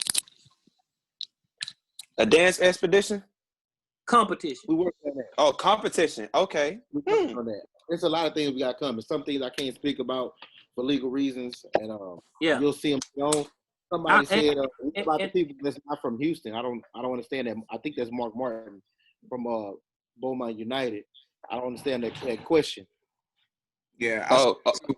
I'm not hold really on. sure Smash Talk got a question. He said, Wendell, how do you feel about one of y'all top student rangers leaving schools, and do you pass out lots of music in the spring? First off, I would like to say shout out to my LB Drew. He did so much for TSU. He did what he can, and he went back to his old school Alcorn. That's fine, but we gonna still keep on moving and be Ocean. We still gonna be wavy, I plan to pass out a lot of music, but I also want to be the share favor to also student rangers. We're not trying to be against each other. You know what I'm saying? We try to really be supreme and be all around it and just go forth. That's my plan. Okay. Hold on. Let me address that. I resent a little bit. I don't resent. I just disagree with Smash Time on a couple of things. One, Drew is not a top arranger at Texas Southern. Just because you get your songs played at every game does not make you a top arranger. So a lot of people that arrange music in college bands and get their stuff played all the time, but doesn't necessarily make it good. You just your job. You know what I mean? If you got the opportunity and the platform to put it out there, it doesn't necessarily make it good. So I don't really agree with top student arranger. It's a lot of people at Texas Southern that arranges from year to year to year, including years that I was there. Terrence Brock, Charles Thompson, who wrote a lot of stuff for Texas Southern, they got no credit. They done a lot of stuff, and you never even know about him. So I doubt that he's the top arranger leaving TSU. If he chose to go back to another school, more power to him, because at the end of the day, it's about your education. I'm glad the brother wants to go and finish his degree and get it wherever he can get it. But as far as it relates to Texas Southern and being top student arranger, I disagree with that. Okay, so we have this is Al to go. He said people that want to be in the mass band, but it's not from Houston but lives in Texas. So I think what he's trying to say is, what if somebody wanted to join Hum but they're not in the Houston area? Like, how could they do that? Pay their registration fee and show up to practice. And drive, baby. and drive. I mean, getting buses could kind of happen. I mean, we can try to make it happen. Anything is possible. Market stays in Beaumont. That's a long way from where we're having band rehearsal at now. It's a very long way. I would try my best. Carpool, it's been done before. We've done it before. You know, people gotta want to do it. You know what I'm saying? People gotta want to make their drive. Because I'm driving. I stayed in the Woodlands. It's 40 minutes for me to get anywhere. And his job we having at TSU, it's 55 minutes. So I'm driving an hour anyway. If you love it that much, you'll make that sacrifice.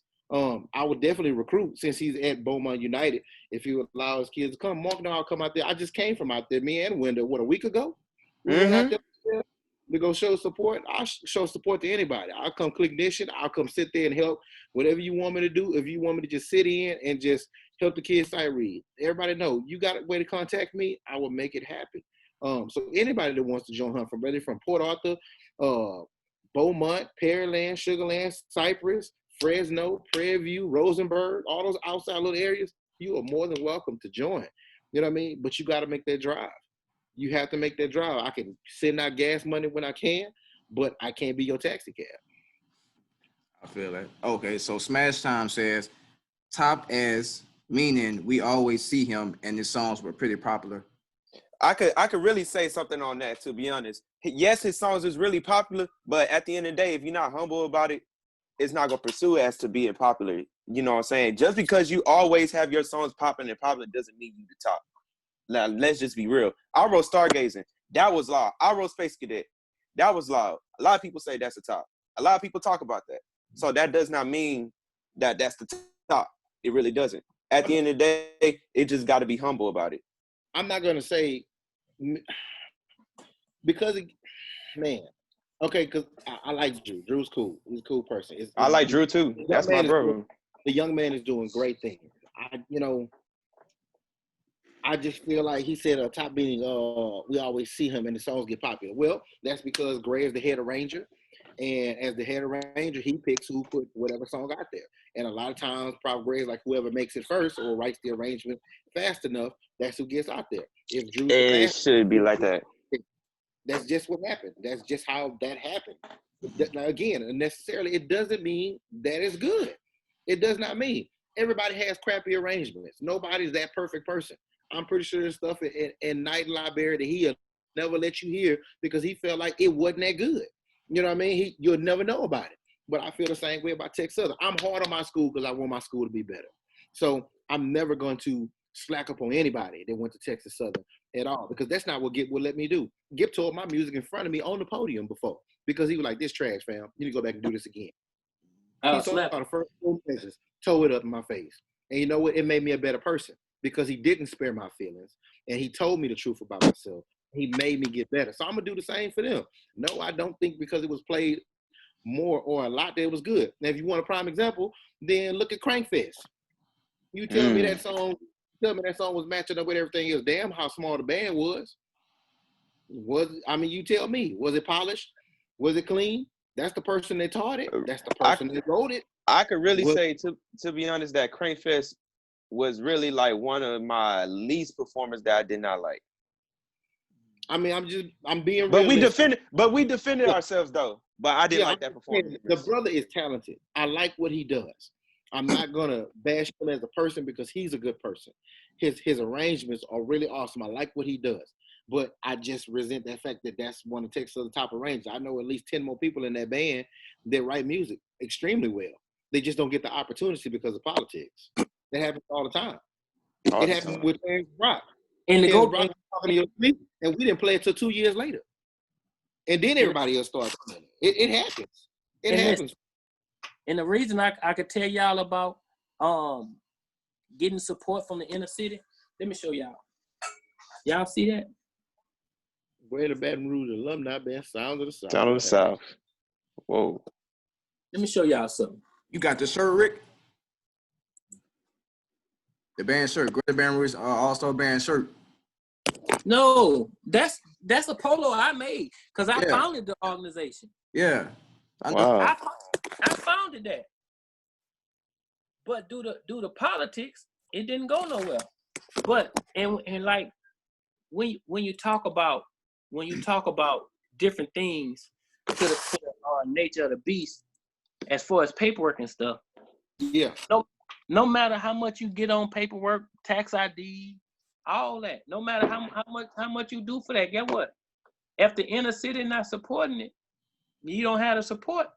Yeah. You can't do nothing. Like, give me 1 second. I'm gonna show y'all something. Shout out to Janelle Johnson. All right. Yeah, I would like to interview you whenever you're free. But I got a question for Wendell. All right. So, what makes a good drum major to you? Ooh, Let me tell you something about that. All right, what makes a good drum major to me is positivity, professionalism, and humbleism. The reason why I say that is because as a drum major in the collegiate level, you must research the history. Because my first year as drum major, I loved it.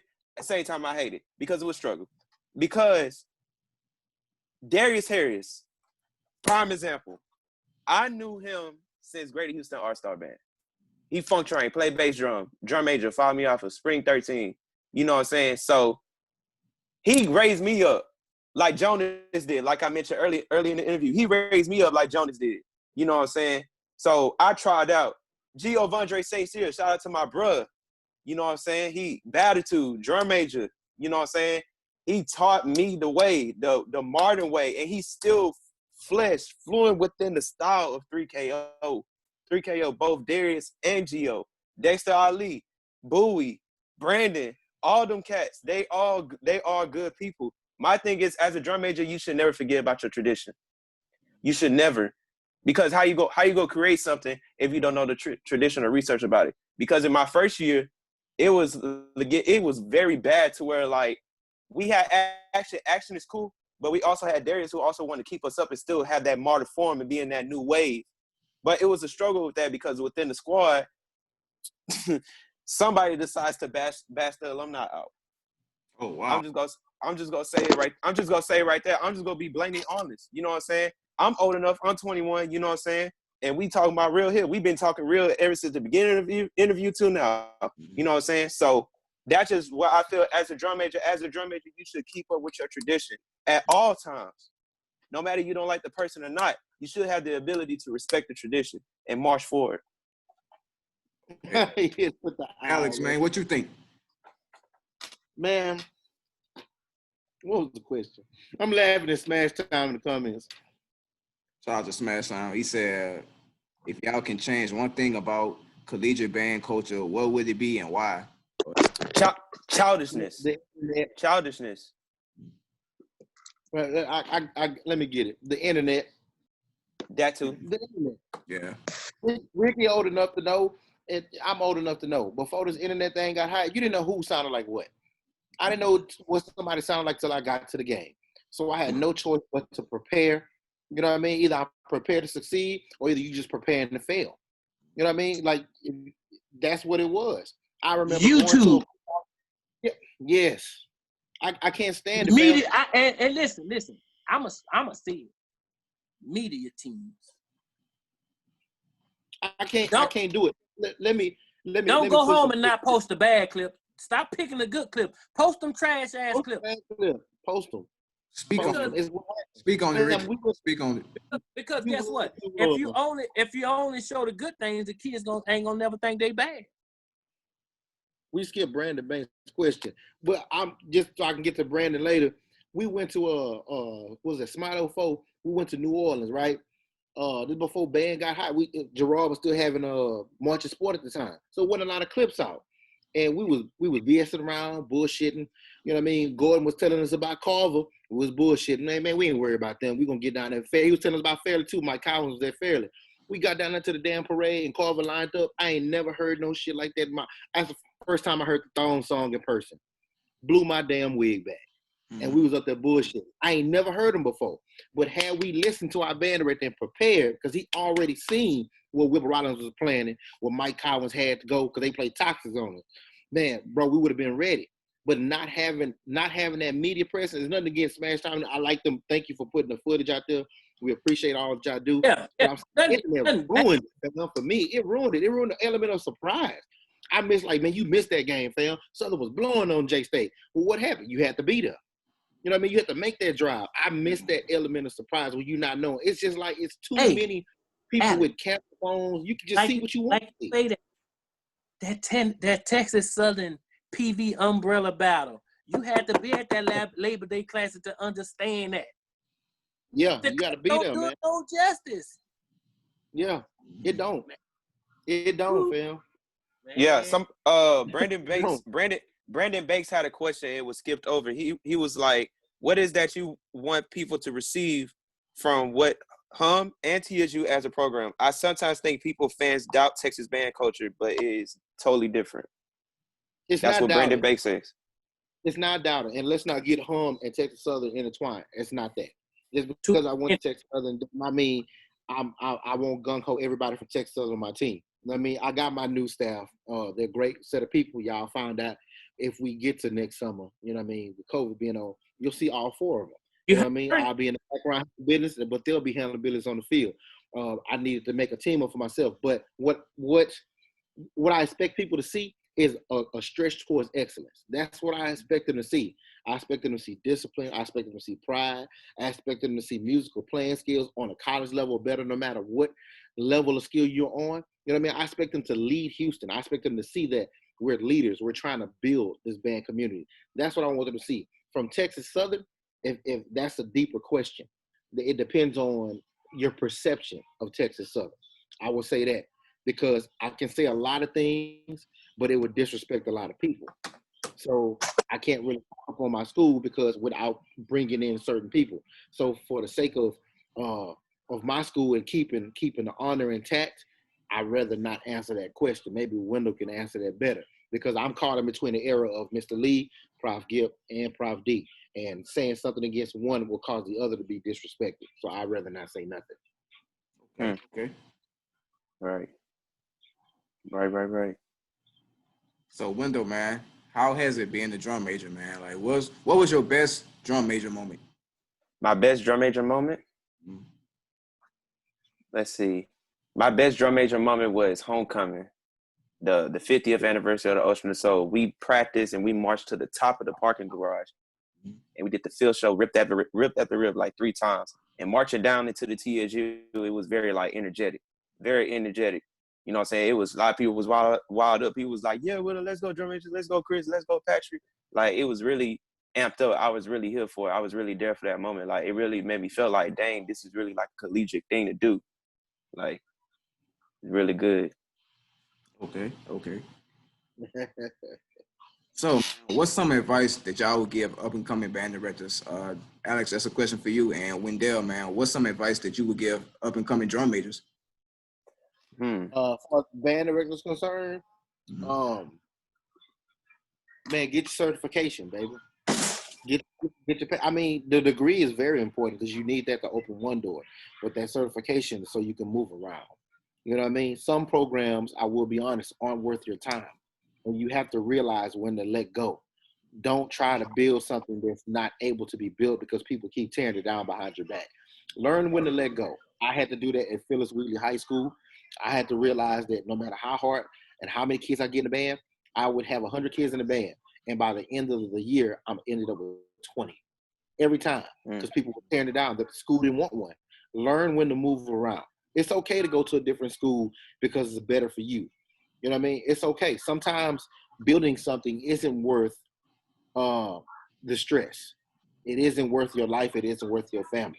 Learn that you're a man or a woman first, and you're a band director second, because this band director life will put you in the hospital. You know what I mean? Because you're everybody's uncle, daddy, brother, cousin, like Ricky said earlier.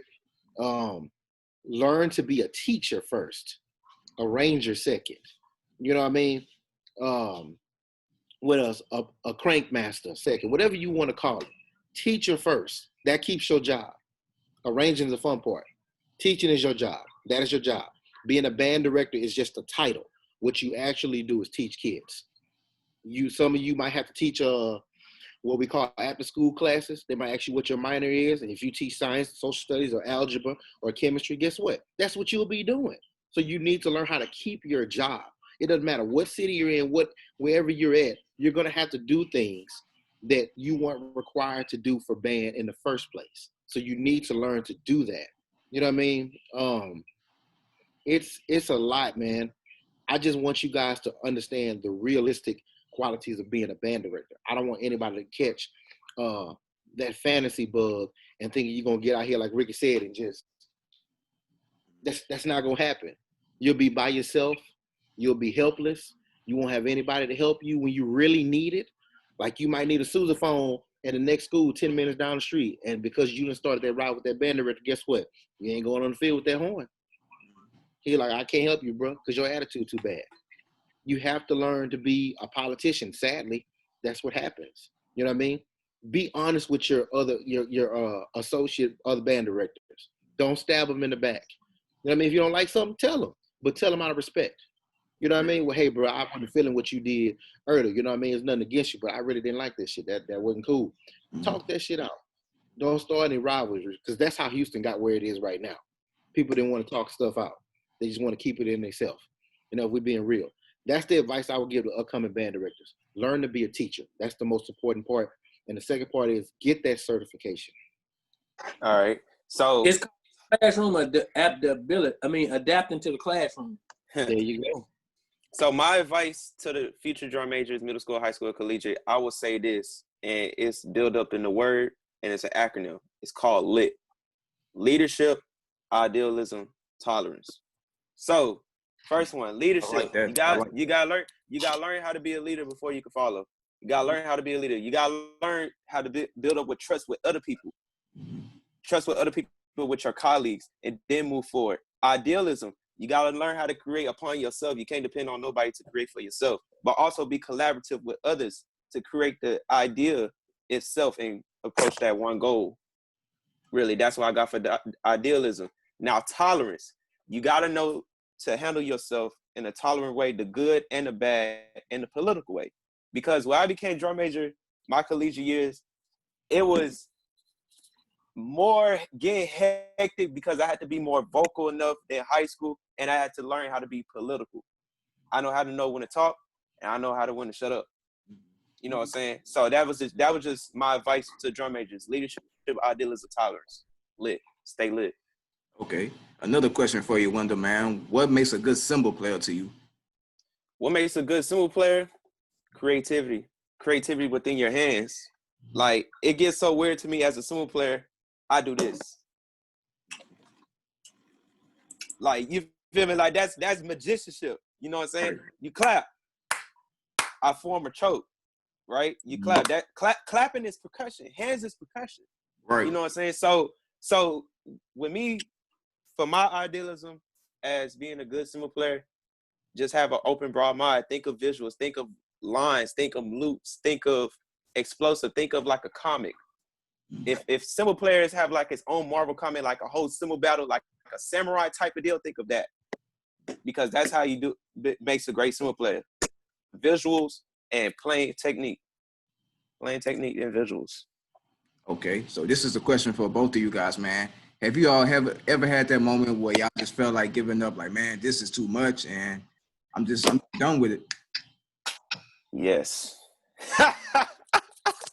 This man then brought out the man. He got his In the crab day, hat. baby. He got his crab hat. It was in the day. This man.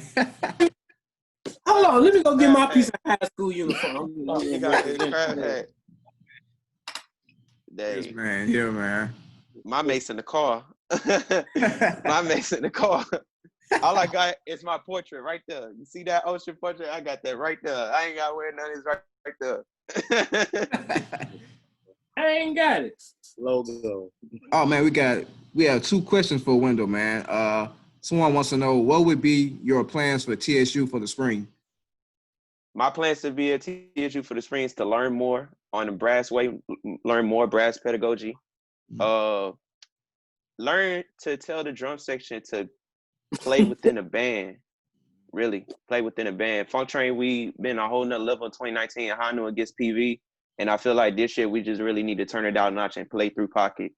So with this year in the spring, to be more vocal on the podium in instrumentation and orchestration. Okay. Another question for you, Wendell, man. Smash Town wants to know, what's the hardest part about being a arranger coming from being a percussionist? The hardest part is to have a broad-minded idea. Really, like I say, throughout this whole video, I say idea. You got to have an idea, because every time I listen to music, I have a different approach to it. Like, for instance, I just wrote this song named Do Better by Ghana. And I want to see you do better. Fly underneath apart, fella. That's a whole counter melody right there. Mm-hmm. You know what I'm saying? If you could sing it, you could write it. If you Right. could hear it, you could write it. You know what I'm saying? So what I did was that after I wrote the song, I did an audio file. I had the song mix in with the audio, and you still get that feel. Like you still get that, okay, it's go bang, you know what I'm saying? So that's my idea. My idea with arranging is just you just gotta have the idea ready on spot. You just gotta make it up, take your time with it, write it down, never forget it. Okay, we have another question for both of you guys.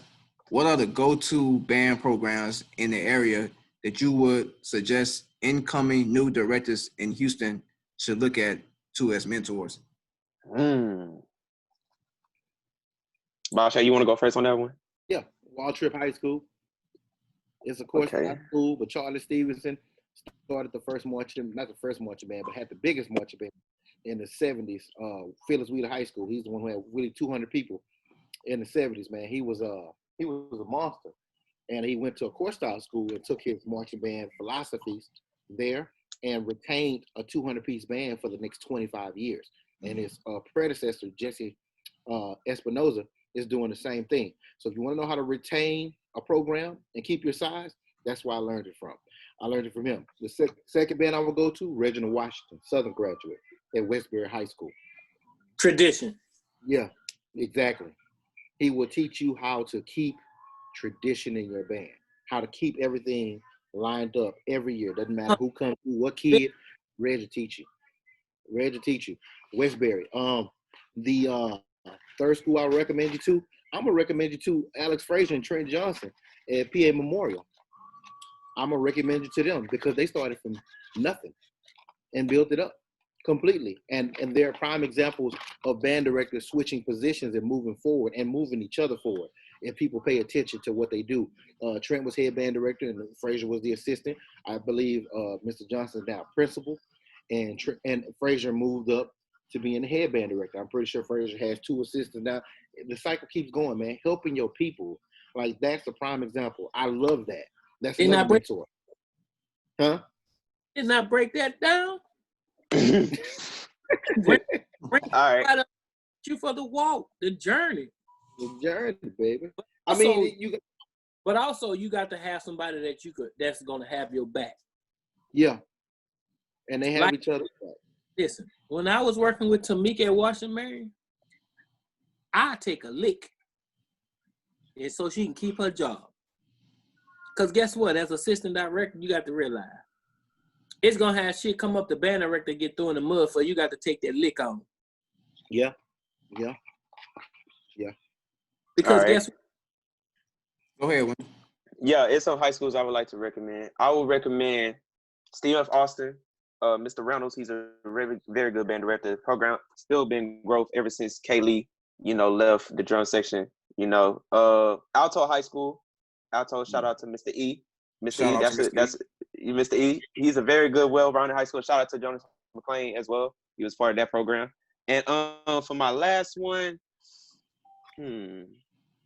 I will have to go with Marshall High School. Mr. Darwin Lewis. Shout out to him. I'm really appreciative to him because he gave me 2 opportunities to train with his drum majors and Miss Ariel Jones to train with her percussion section with the cymbals. So that's why I recommend. Okay. Yeah. Lenny Johnson said that man Alex got that bucket hat on that's about $80. Hey, I pay for that. I paid for this is mine. I should have threw on the whole uniform. What words of encouragement would y'all give anybody out there, with this COVID stuff going on, man? What's some words of encouragement y'all like to give to the people? Keep music alive, man. Really, really, truly, because over this pandemic, I was bored. I was writing music. I took the pen down. I gave it a breather. And me and Zachary Johnson had this high school player came up to us. It was like, hey, can you form us like a little playground band?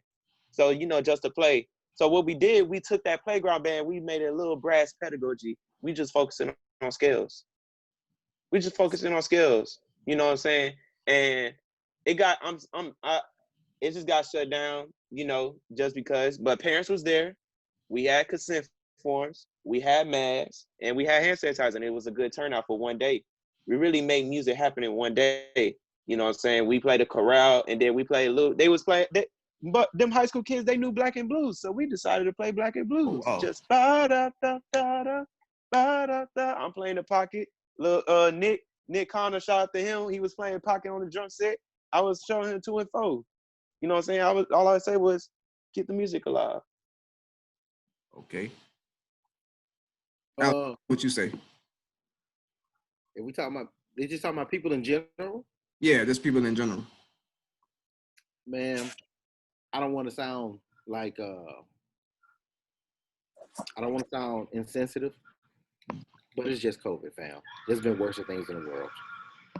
I mean, you look at Katrina that happened, Harvey that happened. You know what I mean, it could be a lot worse things. I mean, we were close to war so many times to hit our front doorstep. It's COVID, fam. It's a flu. I mean, if you catch it, God bless you. I hope you get better from it. If you don't, you don't. But this will pass, and we'll be back on schedule again. You just have to, you know what I mean, have faith in whatever you have faith in, and be patient. I've learned that as a director and as a man myself. I wasn't always. I was very aggressive and ready to throw these hands. Try Jesus, not me, because I do throw hands. But that's the second band from Texas Southern that talk about fighting. Do y'all have band fighting in fast? No, man, it's not that. Play that. Y'all just need to. Everybody just need to glove up, man.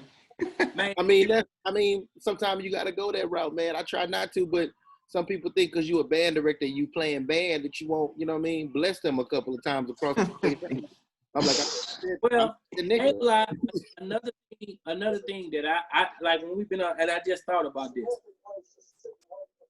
Why haven't a band director from the college or the high school ranks that have some type of influence on the upcoming band directors and the thing have a virtual band conference with amongst each other? Figure out what can we do? Do you need any warm-up crowds? Do you need any long slur? What do you need to kind of work your band? If your kids, we're gonna send out a mass email.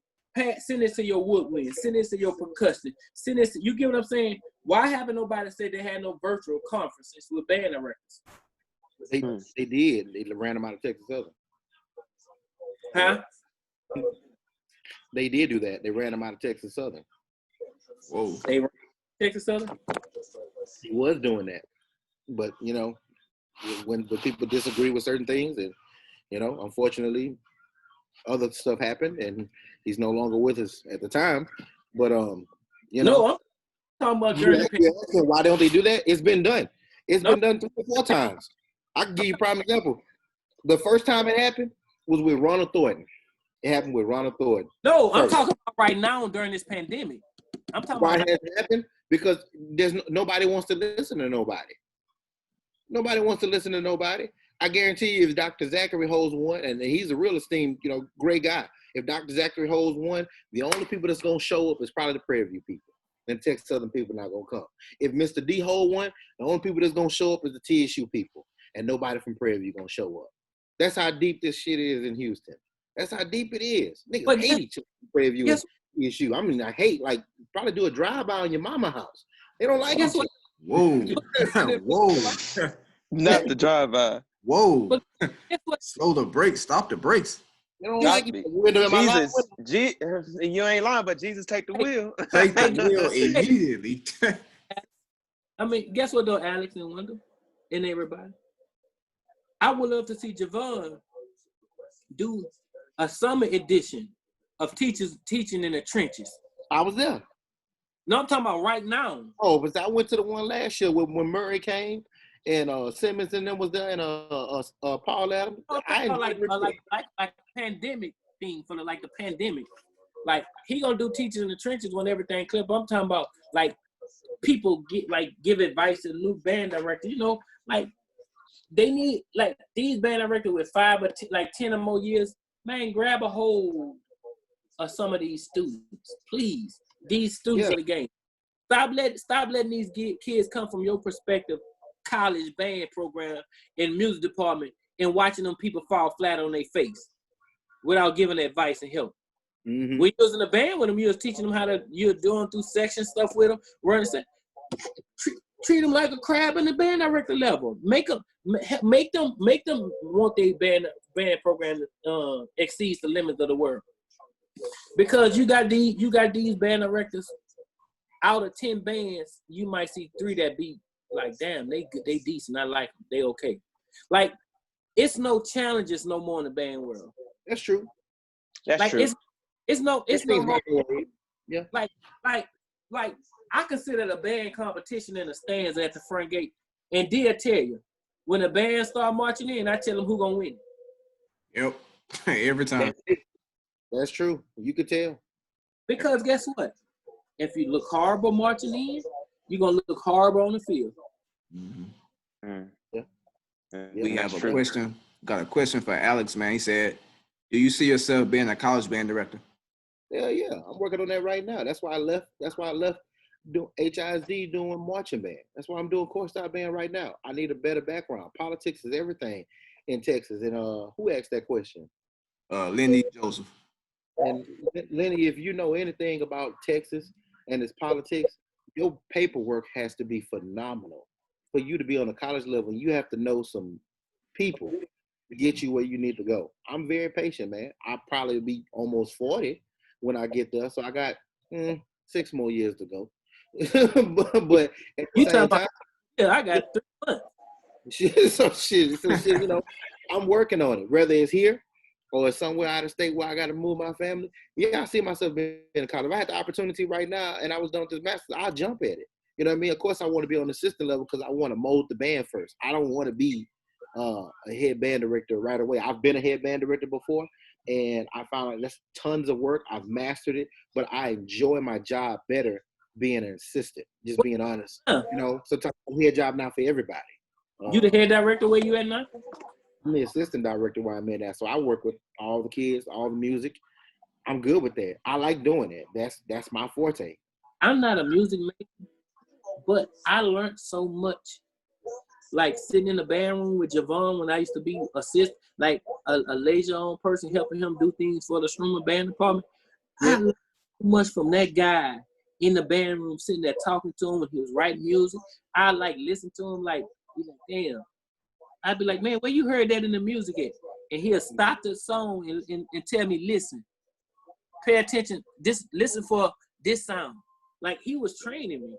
And then when I got the Washington Marion helping Tamika, she just took me to a whole nother level. I was already, listen, I already had that fire in me to battle people.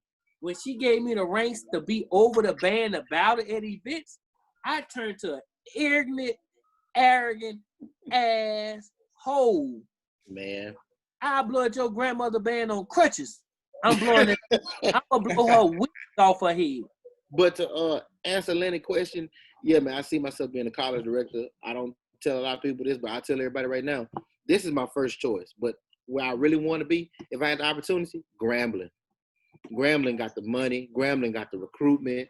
Grambling could be a monster like that, fam. Them in Alabama State, they'll run the swag if the right people were over. It's not saying that they're not now, but I'm saying I see so much potential in that. Grambling was in the top 5 this year. It wasn't at the bottom.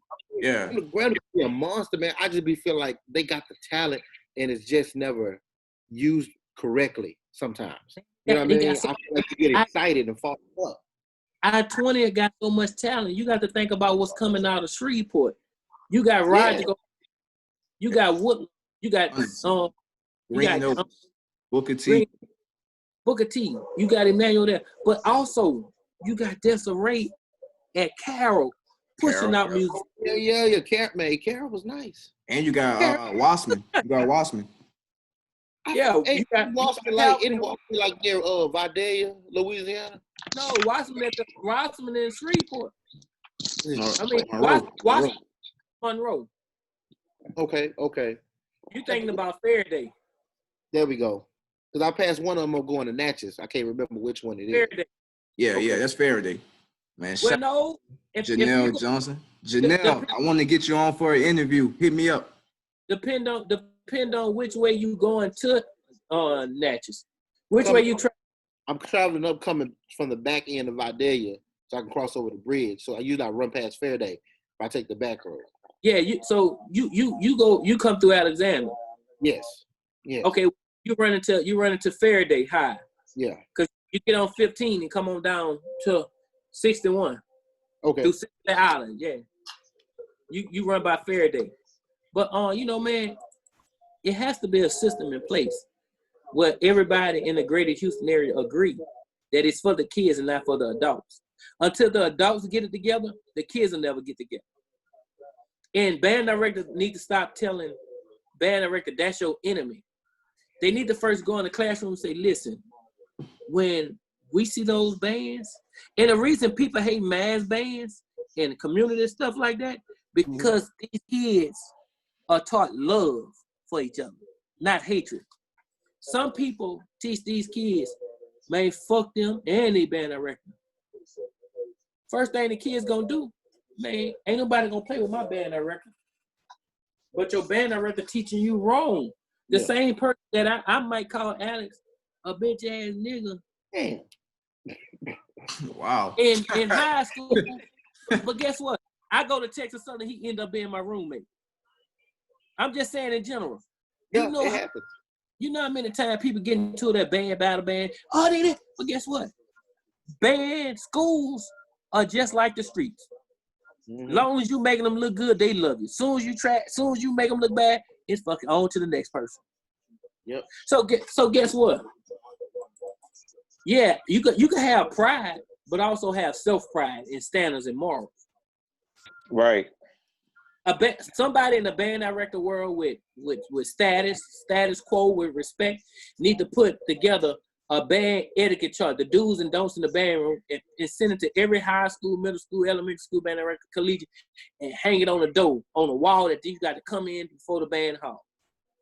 And guess what? Stop letting them kids chew gum, because that's messing up your homes. No, about that. Stop eating in your band room. That's why the school board ain't gonna put new carpet in there. Drinking soda and playing your horn, all that shit. Man, like it's just so much that get overlooked. It's like if you don't have a big band or you ain't in a certain circle, you look at it like this. Right. Like, what the hell going on here? What's going on? Listen, and I yes, man. When before, like a lot of people look down on the 337, like at Northside, Generette. After Everson left St. Martinville, people really thought the band coach had died in the 337 of Louisiana. But it didn't. You still had people putting in work. You had old boy, the assistant band director at Grambling, he was at West St. Mary working his ass off. You had Ron Mays at Franklin working his ass off. You had Al at Northside. You had Percy at St. Martinville working his ass off. Then he went to West Town. You had Safi at Generate working his ass off. You had Tamika at Washington Marion working her ass off. You had the old boy Chief at Opelousas working his ass off. You had the people at Crowley, Eunice. You had these people putting in the work but getting looked down on because they don't have the numbers. But the same people with numbers have poor bands. Stop trying to be in a big band division when you got a small band sound. Put what you can put and go with it. Let's see it happen. Shit, man, let me tell you something, man. You can only lie to yourself. You can't lie to everybody else. Like man, people tell me I battle hard. I battle tough critics. No, I don't. I don't judge bands hard. I judge band on musicianship.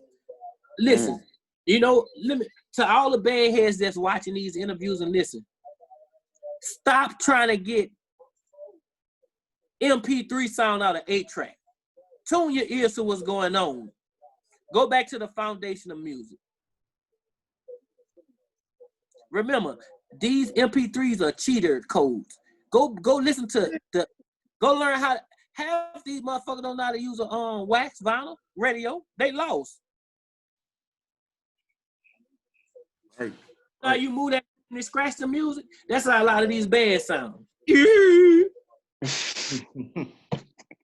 Shit. Wendell, man, I got a question for you, Wendell, man. All right. What was the most intense drumline battle that you've been in so far? You asked me that, man. The most intense drumline battle. That you talking about as far as collegiate, or you talking about overall? Overall, man. All right, let's go back to BCE. Okay, BC Elmore versus Stevenson Middle School in High Noon 2011 on stage. Man, we took first round hit, play the cadence, bop, done. Next thing you know, Stevenson played. We pulled out the newspapers. We telling the bro, we telling hold on. We talking to each other, talking about, ooh, look at this car here. I'm gonna buy this car. I'm gonna buy this car. They done with their cadence. Now listen to the train. Scoop bounce. The goose. Like that, man. 420 Clip was stupid, boy. Cliff, man, I give it to him, man. Cliff really raised. And I ain't gonna lie to you, some of these kids that's still in that drum section, that middle school drum section, they went to TSU. Derek Hicks, snare drummer. Yeah. You know what I'm saying? Like Davion Stewart, tenor drummer. Like Courtney Wills played tenor drum. They played trumpet for TSU. Like kids were still striving. Man. And shout out to them, man. Shout out to BCE. And I really want to see the city of Houston back on the scene because, like, man, to be honest with y'all, when I go to battle bands and I see a band from Houston come, I'll be like, Well, now Westbury's good, man. Westbury's tight, doc.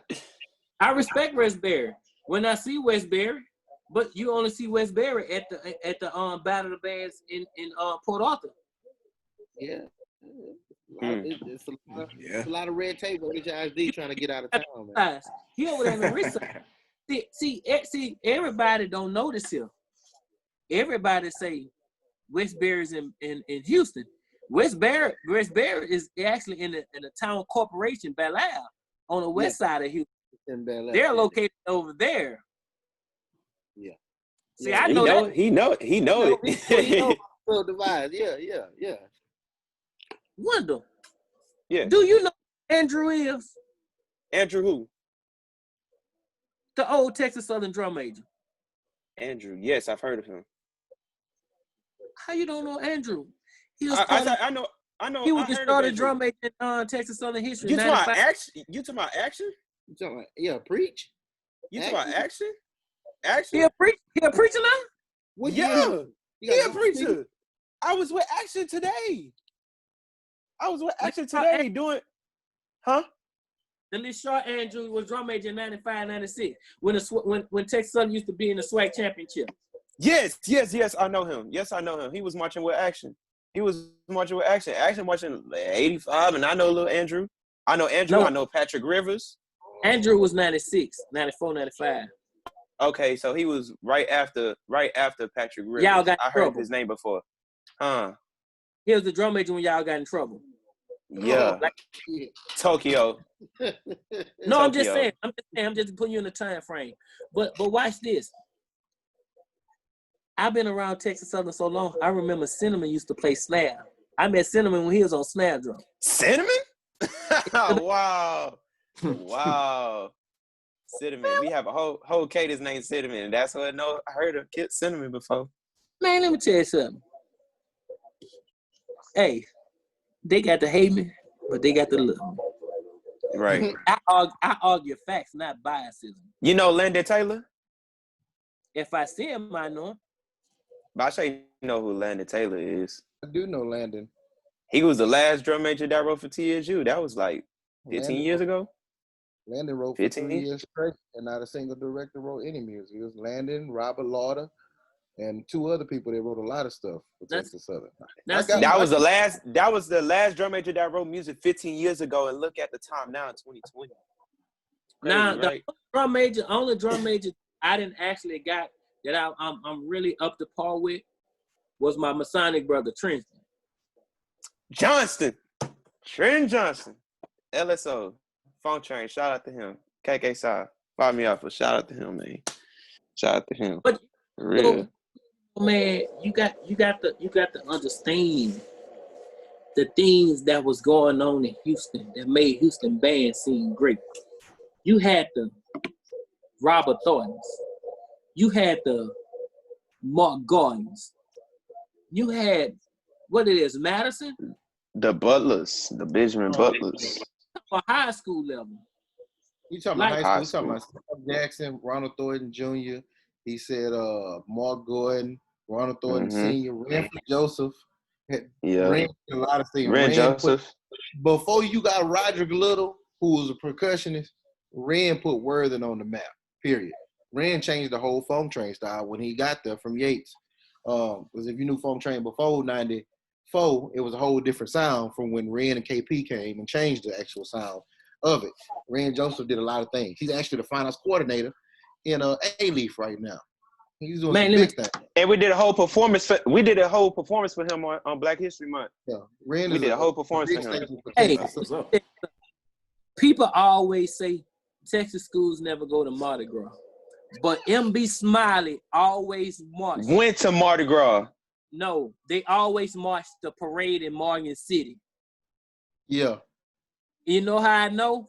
We battled Smiley in spring 95 in Morgan City. We came to New Orleans. We did Endymion Parade. We did Rex and Bacchus. That was during my time. What Hubbard did back then before Moore got there, I don't know. But we still did Morgan City. I believe Beaumont Ozan and Beaumont Central was still huge.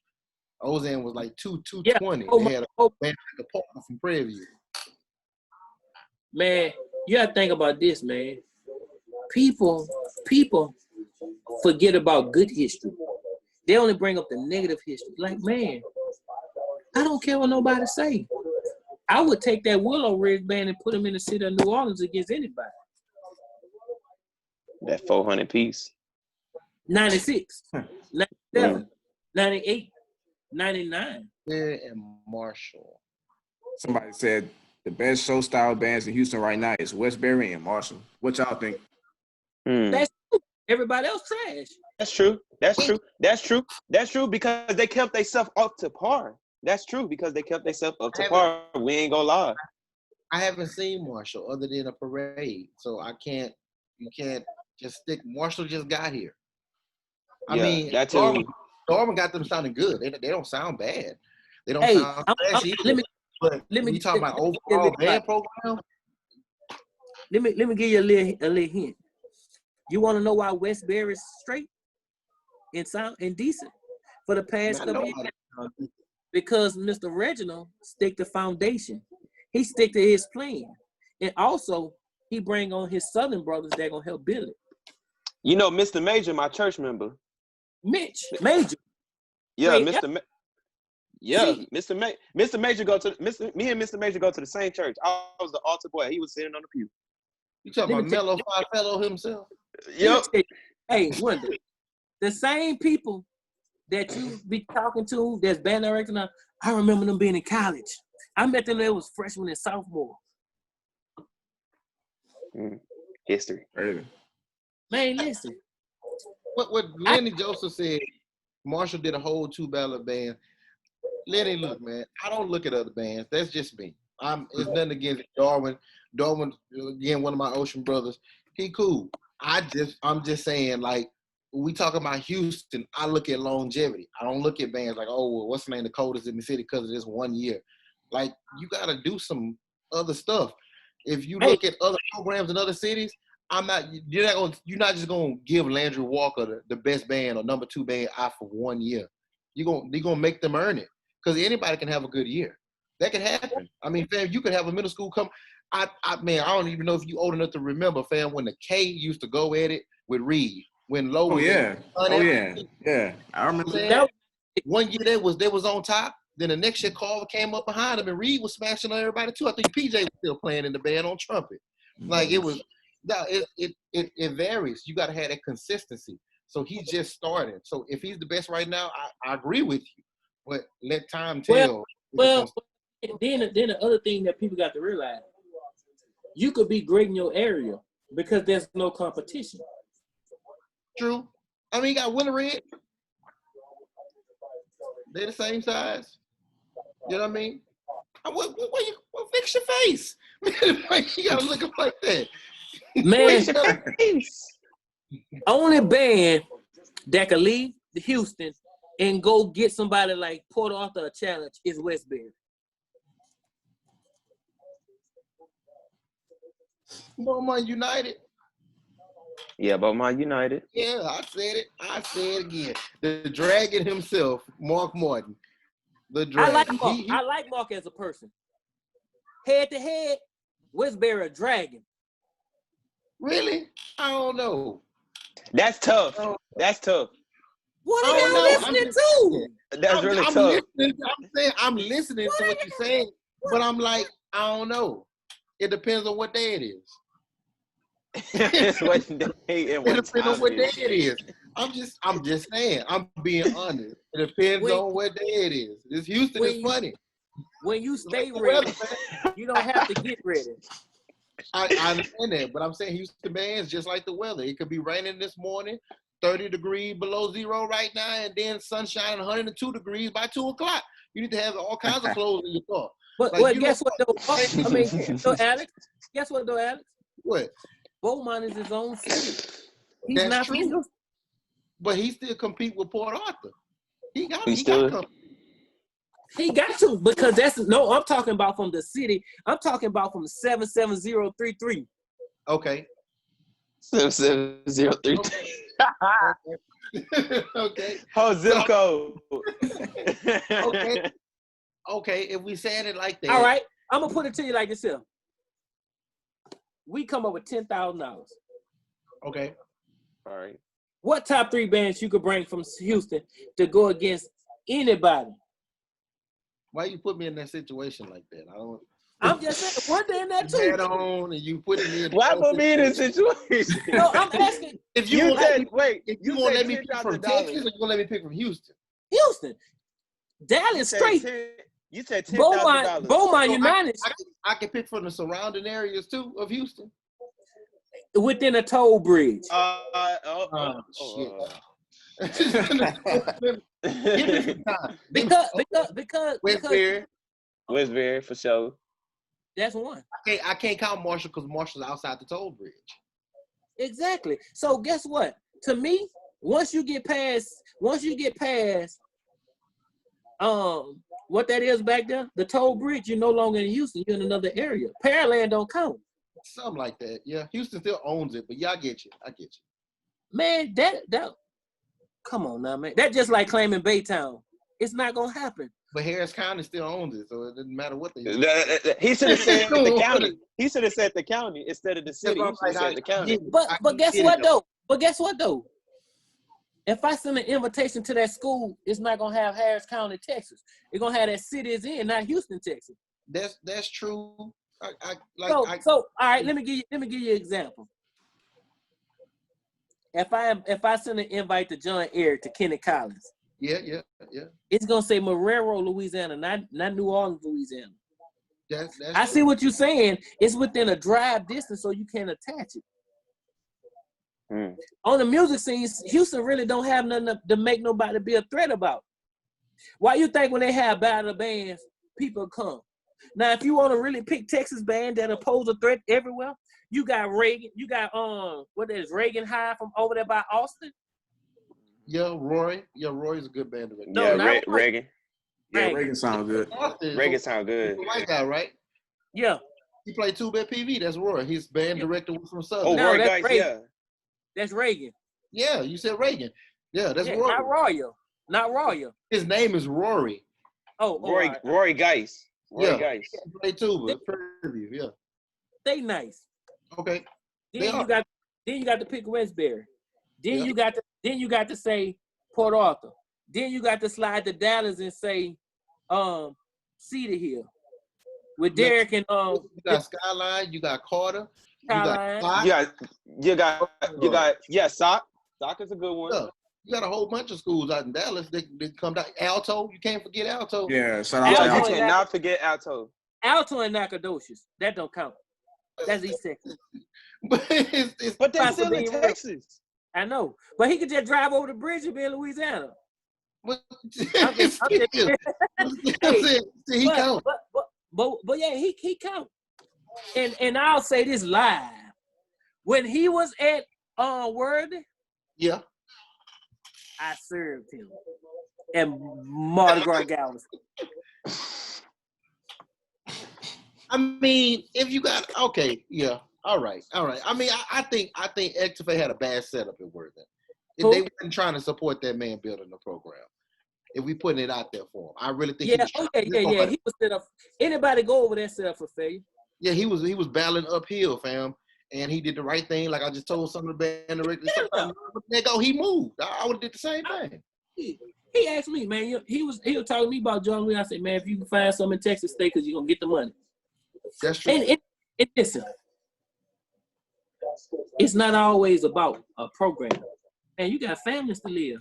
Like right now, think about if these people that stayed in them programs paying them $40,000, what they'll be right now living in an $80,000 house.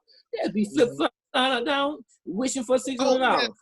We got some middle schools that can hang. We had V Prep and Kevin Black. I forgot what school Kevin Black was at. Alice Harder, Roots of Music will blow their face off.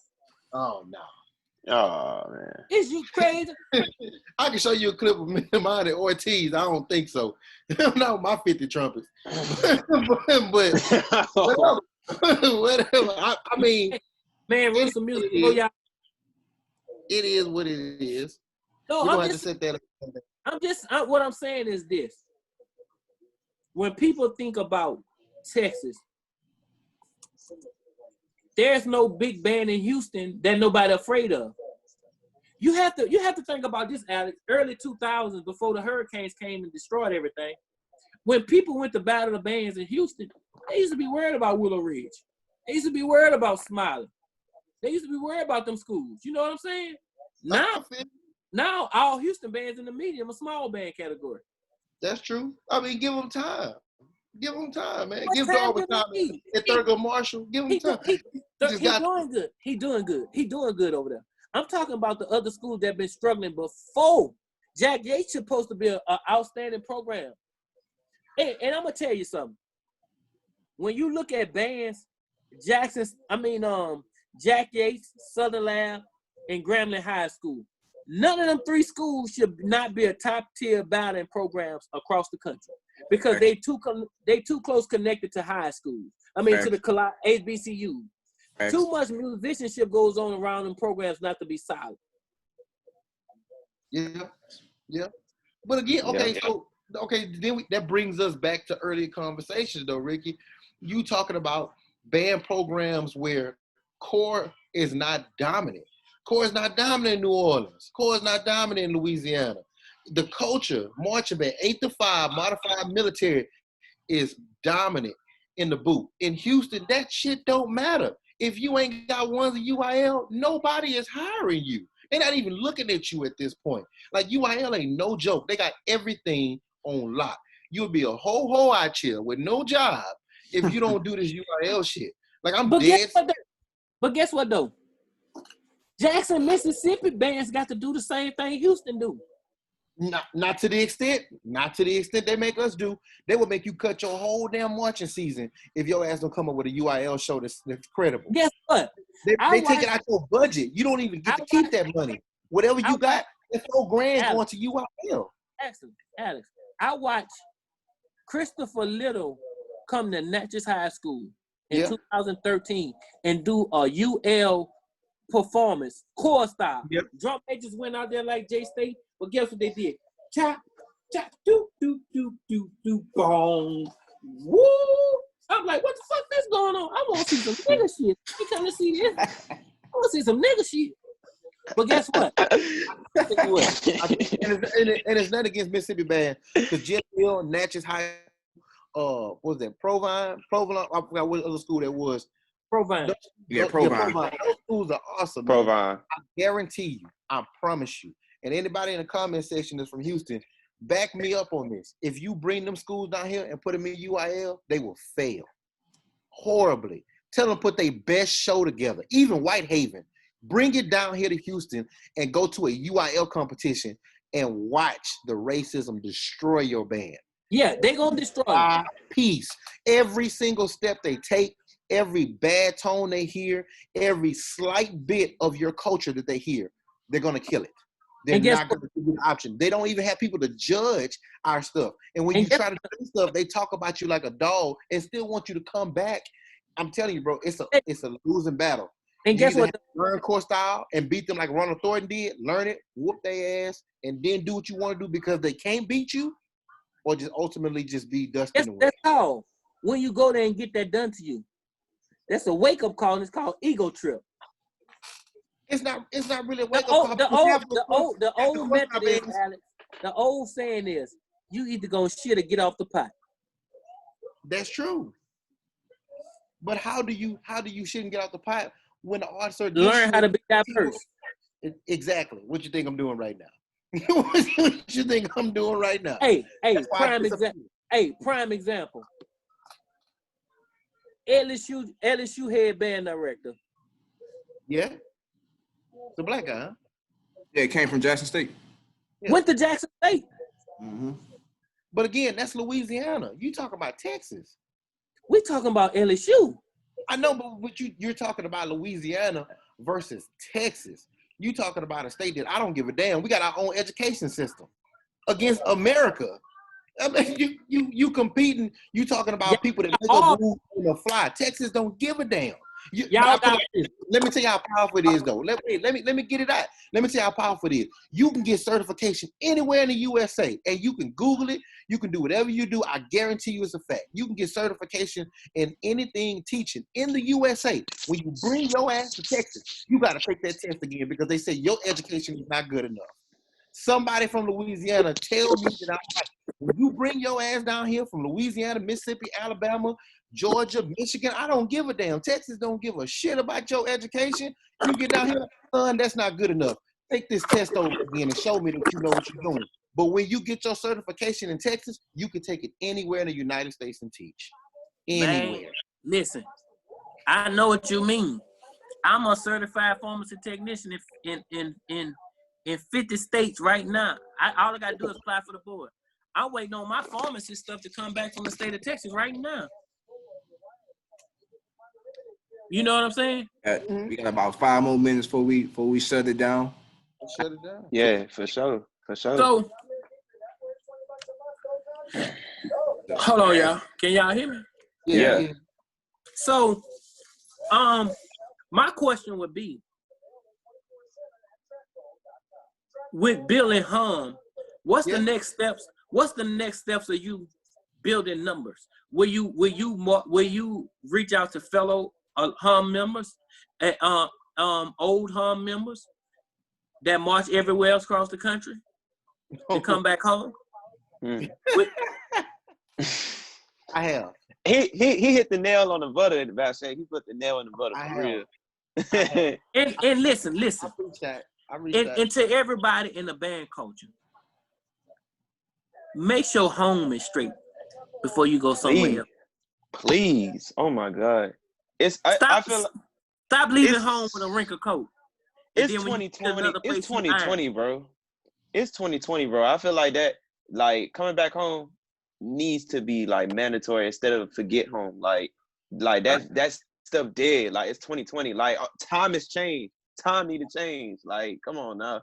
Like, man, listen. And I'll be honest, I'll go and work with high school bands, go in the classroom, help critique. Only way I ever join a band staff full-time again is if it's at Capital Senior High School, 1000 North 23rd, Baton Rouge, Louisiana, 70802, my alma mater.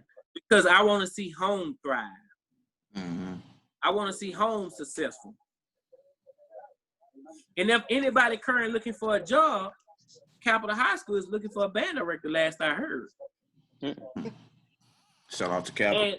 And the thing is, man, we have to learn to come together as a race before we could say build a culture. That's true. That's true. If we stop kicking every black horse we see, we can have more running the pastures.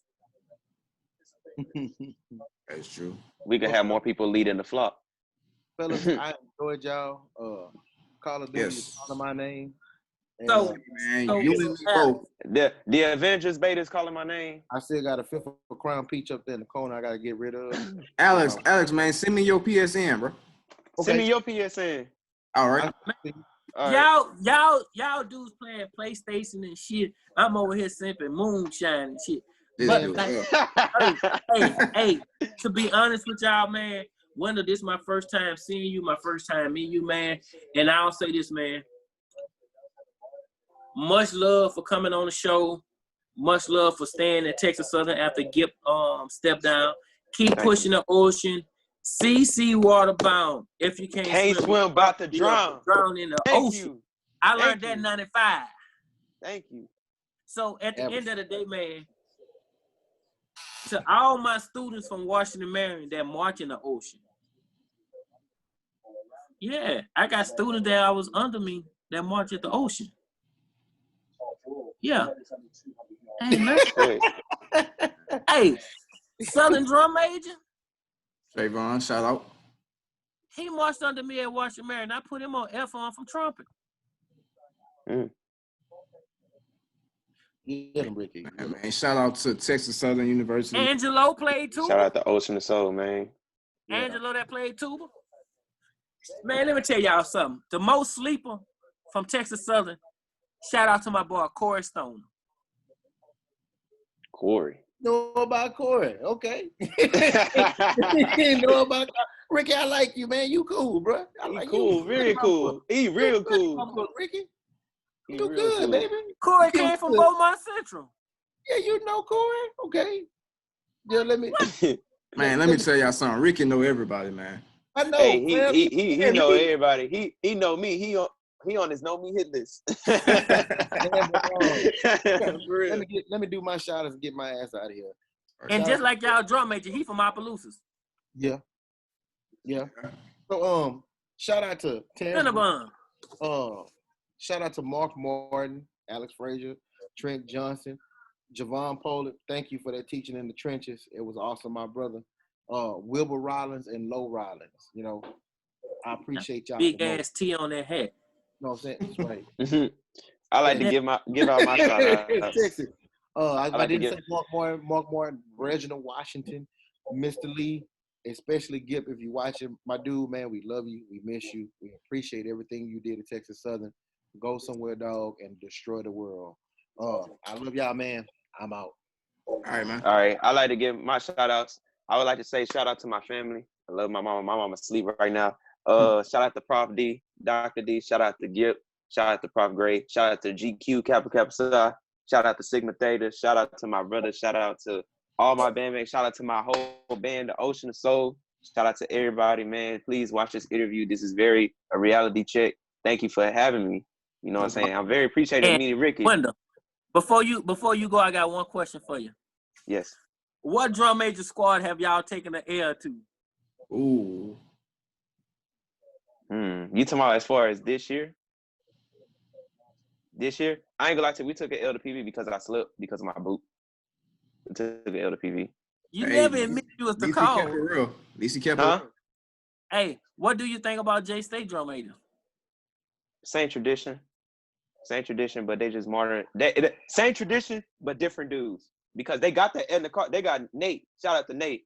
You know, he's just KK. Shout out to Nate. You know what I'm saying? They got Nate. You know what I'm saying? He been keeping up the style since he was in the car.